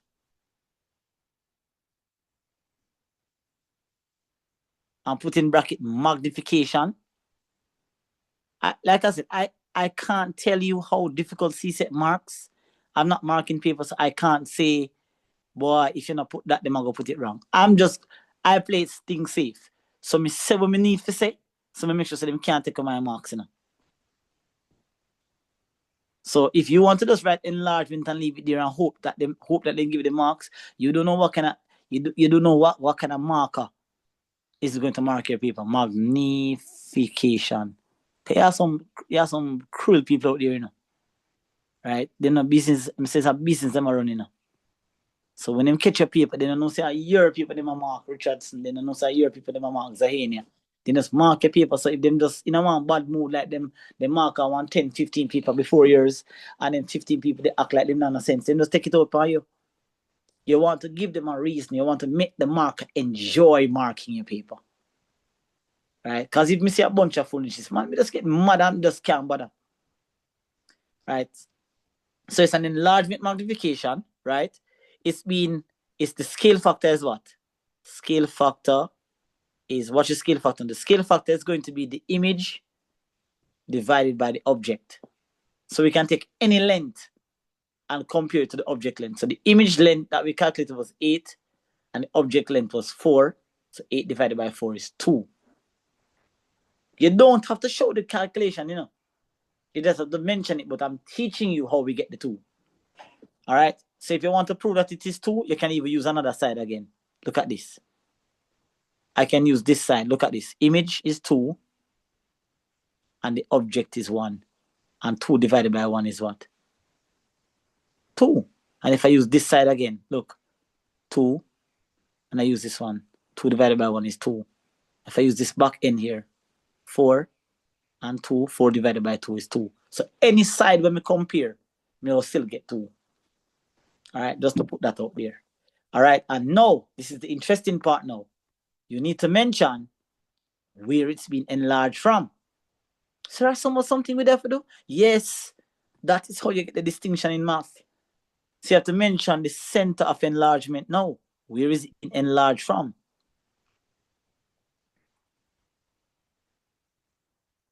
So how do we do this? It's the same way how we found the center of enlargement for it's the same way how we found the center of enlargement for rotation. Sorry, it's the same way we found the center of rotation for the shape up top, and the same way we're going to do it now.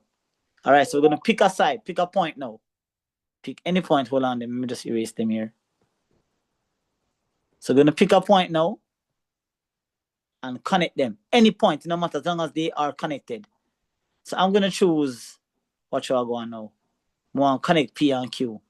So I want to connect, let's do this one. Right here. So what I'm going to do is that I'm going to extend it. Hold on there, guys. Because I need to make sure that this is extended. You can't just connect them, you know, you have to connect them and extend them.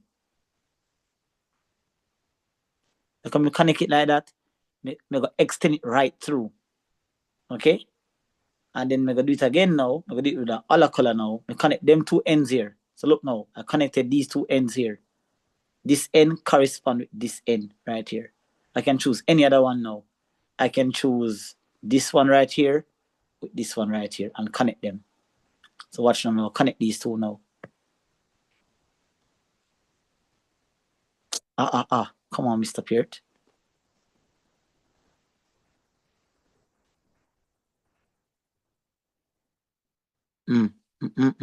That's not how it's done. No. As long as I connect them.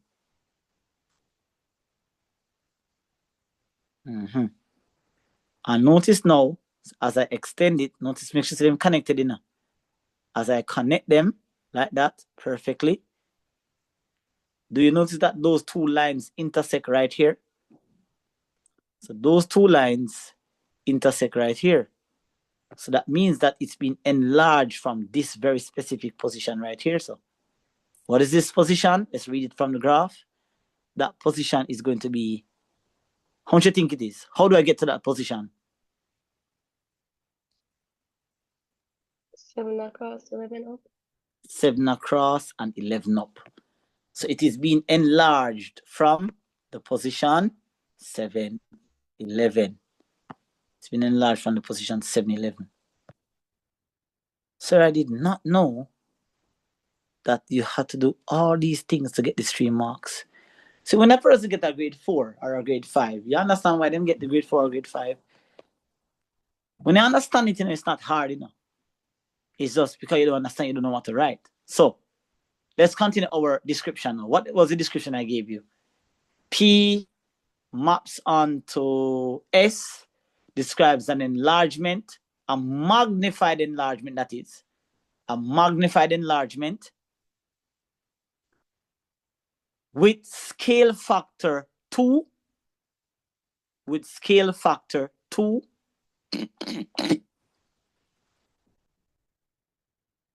with scale factor 2 from, sorry, not from, about the center of enlargement 711.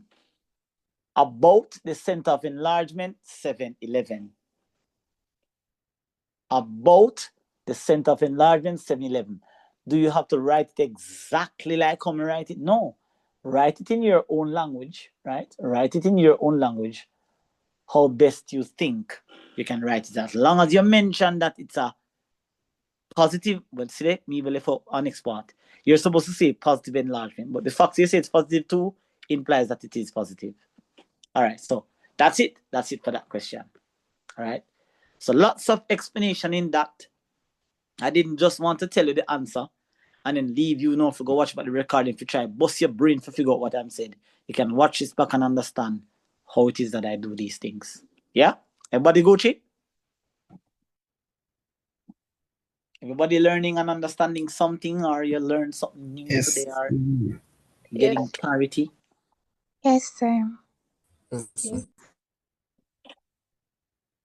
Alexia, I'm not hearing your voice.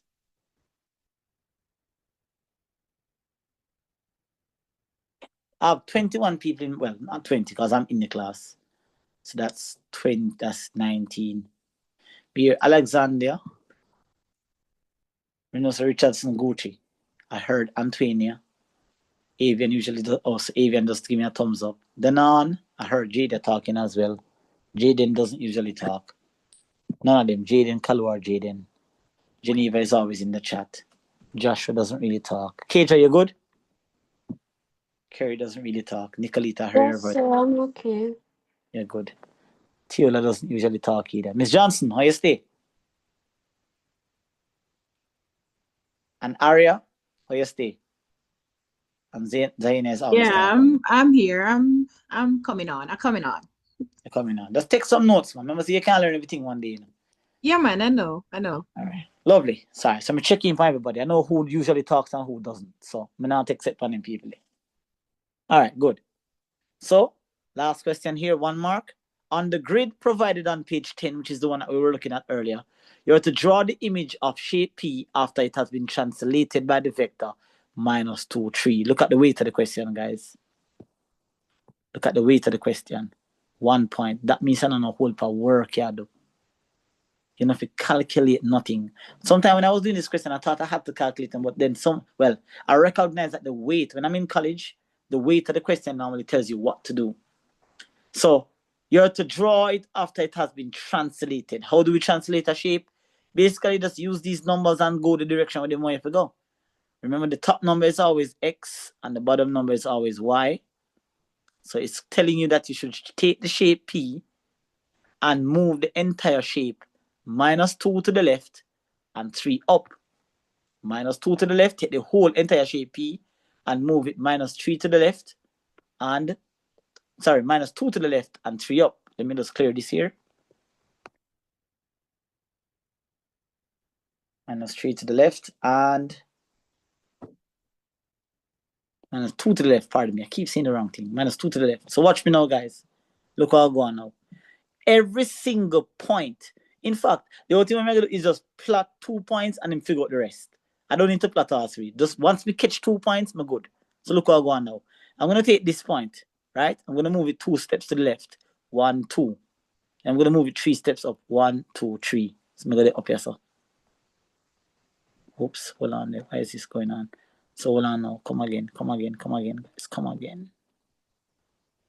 So I'm going to take this point right here.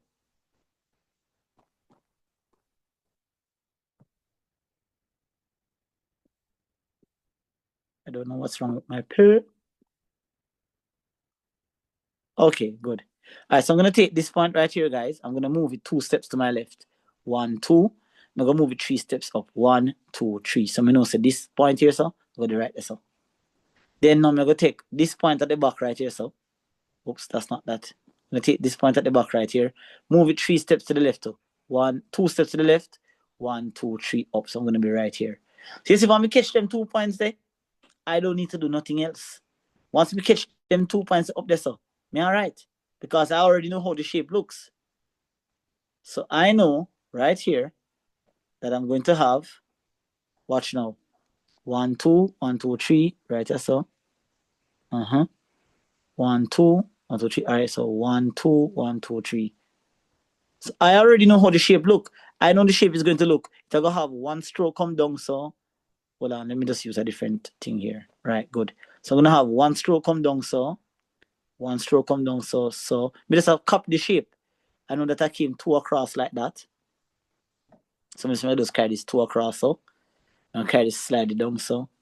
And then I know so this part will come down some further like so. And then connect, so. Once we catch 2 pieces, I'm good. I don't need to do the rest. I just want to know which part 2 or 3 of the points there. And just copy the shape. And that's it. 1 mark. Nothing more, nothing less. That's it. All right. Everybody go chip on that? Yes, sir. All right. All right. And that answers your transformation question. So it was okay. Me know now go tell you. Sir, actually, I'm not teacher. I say it's not hard. That's not the reason why I'm saying it's not hard. Now, when my teacher was teaching me this, me never get the matter of teaching me. Huh? A textbook, me have to read to learn him something here. And I promise you, I never did this on the exam. All right. In fact, I'm going to ask you, would you guys like to take one of my marathons to work the exam paper that I failed? Would you want to see what my exam paper looked like back then? No. Amy, no. No. Yes, sir. Yes. No, me go run one poll in the classroom. I want to say, would you guys not no, you know, I'm just saying one of these marathons. Would you want to go back to my year, 2008? Unless you're working it out with us.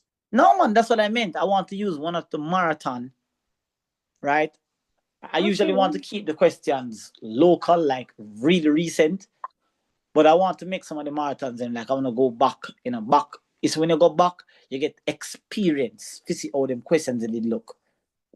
So I want to use 2 of my marathons to work one of them old papers there, right? So we can gain some, footing. All right, so I'm gonna run out. What do you guys think? Cause I phone opinion. What do you guys think? Yes, Let me see sir. the chat. Let me see the chat. Just give me a Y or an N in the chat.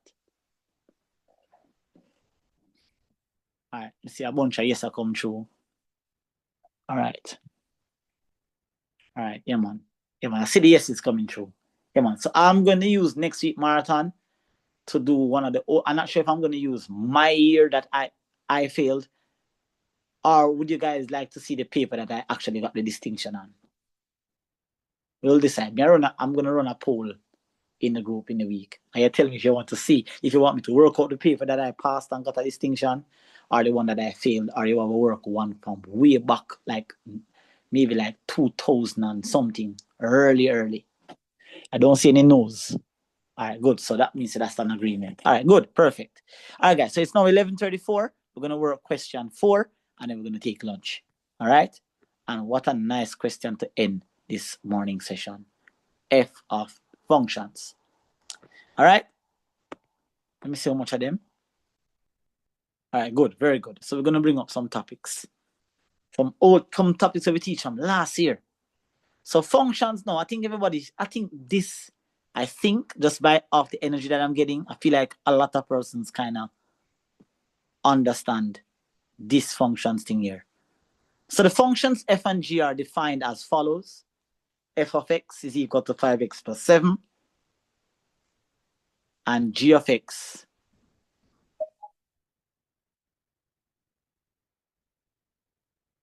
the functions f and g are defined as follows.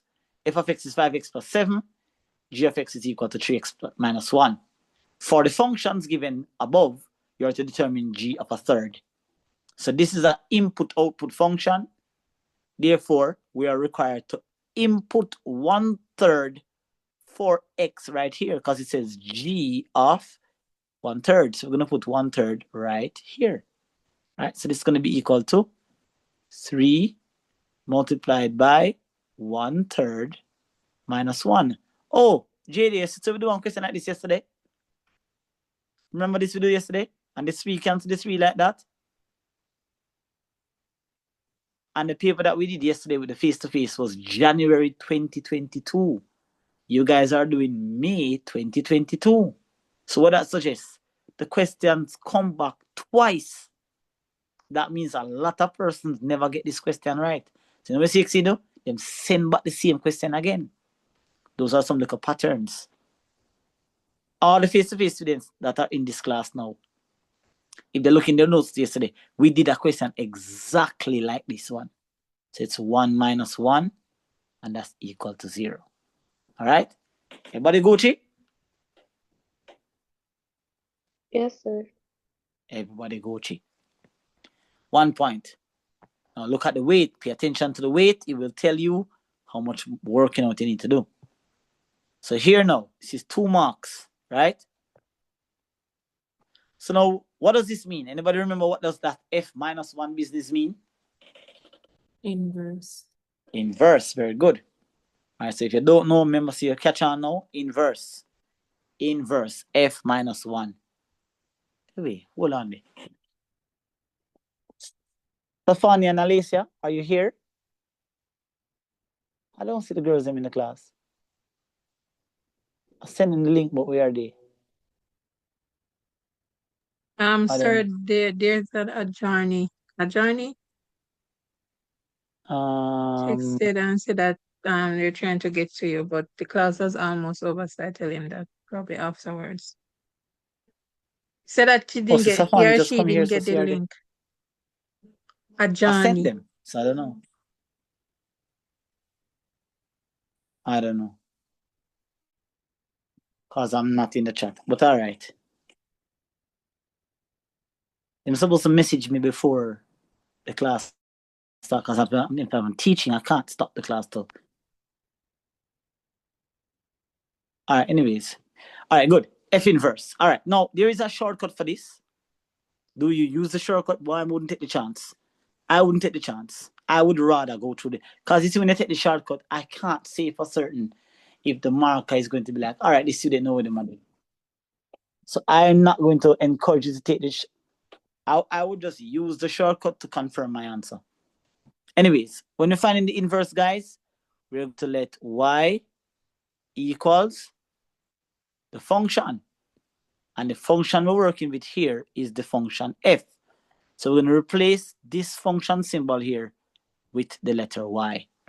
All right? So we're going to have y is equal to 5x plus 7. Please write down your notes, make your jottings if you're one of those students that forgets these steps. So step 1, let me give it to you, by the way. For those who don't have it, write it down. When finding the inverse of a function, when finding the inverse of a function,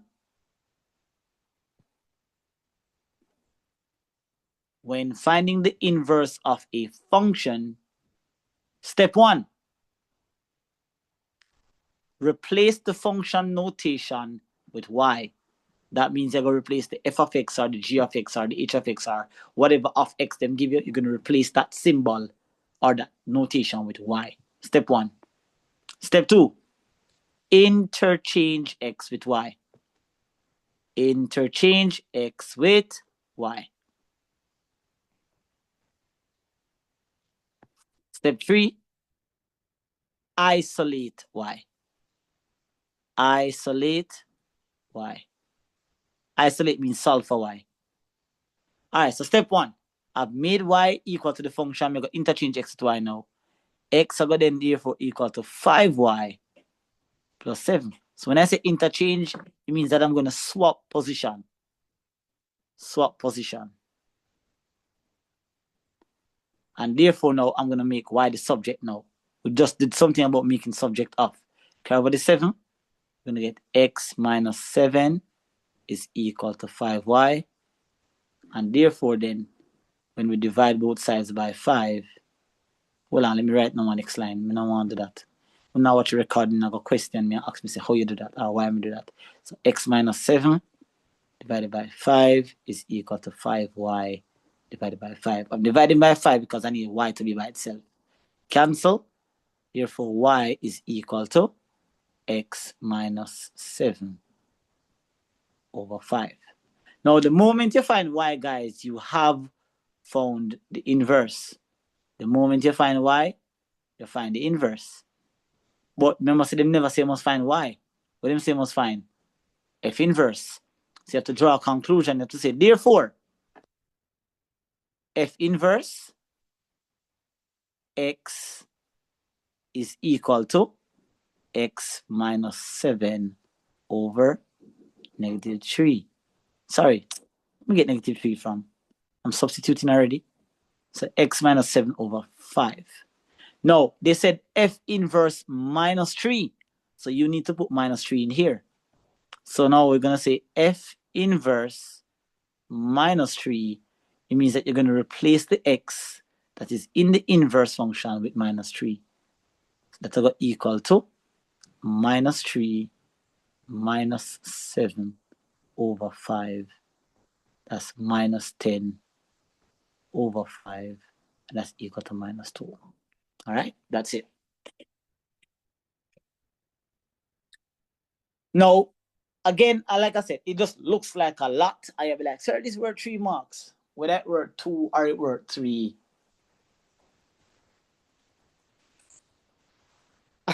I've never used the shortcut. I know the shortcut, but I don't use it. I simply just don't use the shortcut. If I have to answer a question on the spot, then I'll use it. But I genuinely just don't like to use shortcuts when I have to do an exam. I like to do the whole of the working out. That's just my thing.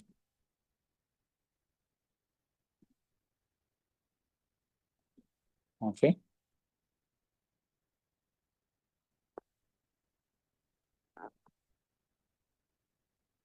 All right. 11:43, 17 minutes. Let's go down now. Trust that everybody's okay. Don't hear any questions coming in. I'm not seeing the chat ringing up, so everybody go check. The line L is shown on the grid below. The line L, so the entire line named L, is shown on the grid below. All right? Now, you are to write the equation of L, but it must be written in the form y equals mx plus c. So I'm sure that you have not seen this for the first time, but a little reminder won't hurt you. All right? So therefore then, y equals mx plus c. Can someone remind me, whether it's face-to-face or what, it doesn't matter, everybody learn this. What does the m stand for?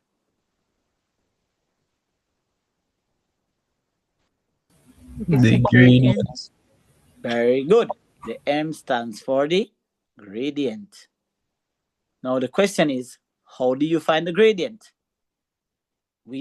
You were taught 2 methods, and you were specifically told that this method is used when this happens, and then that method is used when that method cannot be applied.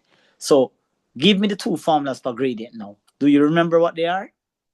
M equals, talk to me. Anybody remember the gradient formula? y2 minus y1 over x2 minus x1. That is correct. y2 minus y1 over x2 minus x1. And ladies and gentlemen, as another reminder, this formula is used whenever you are actually given the points that are on the line. So if given points, if you're told specifically that, like when they say A equals -1, 4, and B equals -2, 7, something like that, when they give you the points, then it's recommended to use that formula, right? Not saying that you can't use it on this, but look at the weight of the question. It's 2 marks. No, but now I'm not time to go through all of that for 2 marks. There has to be another way.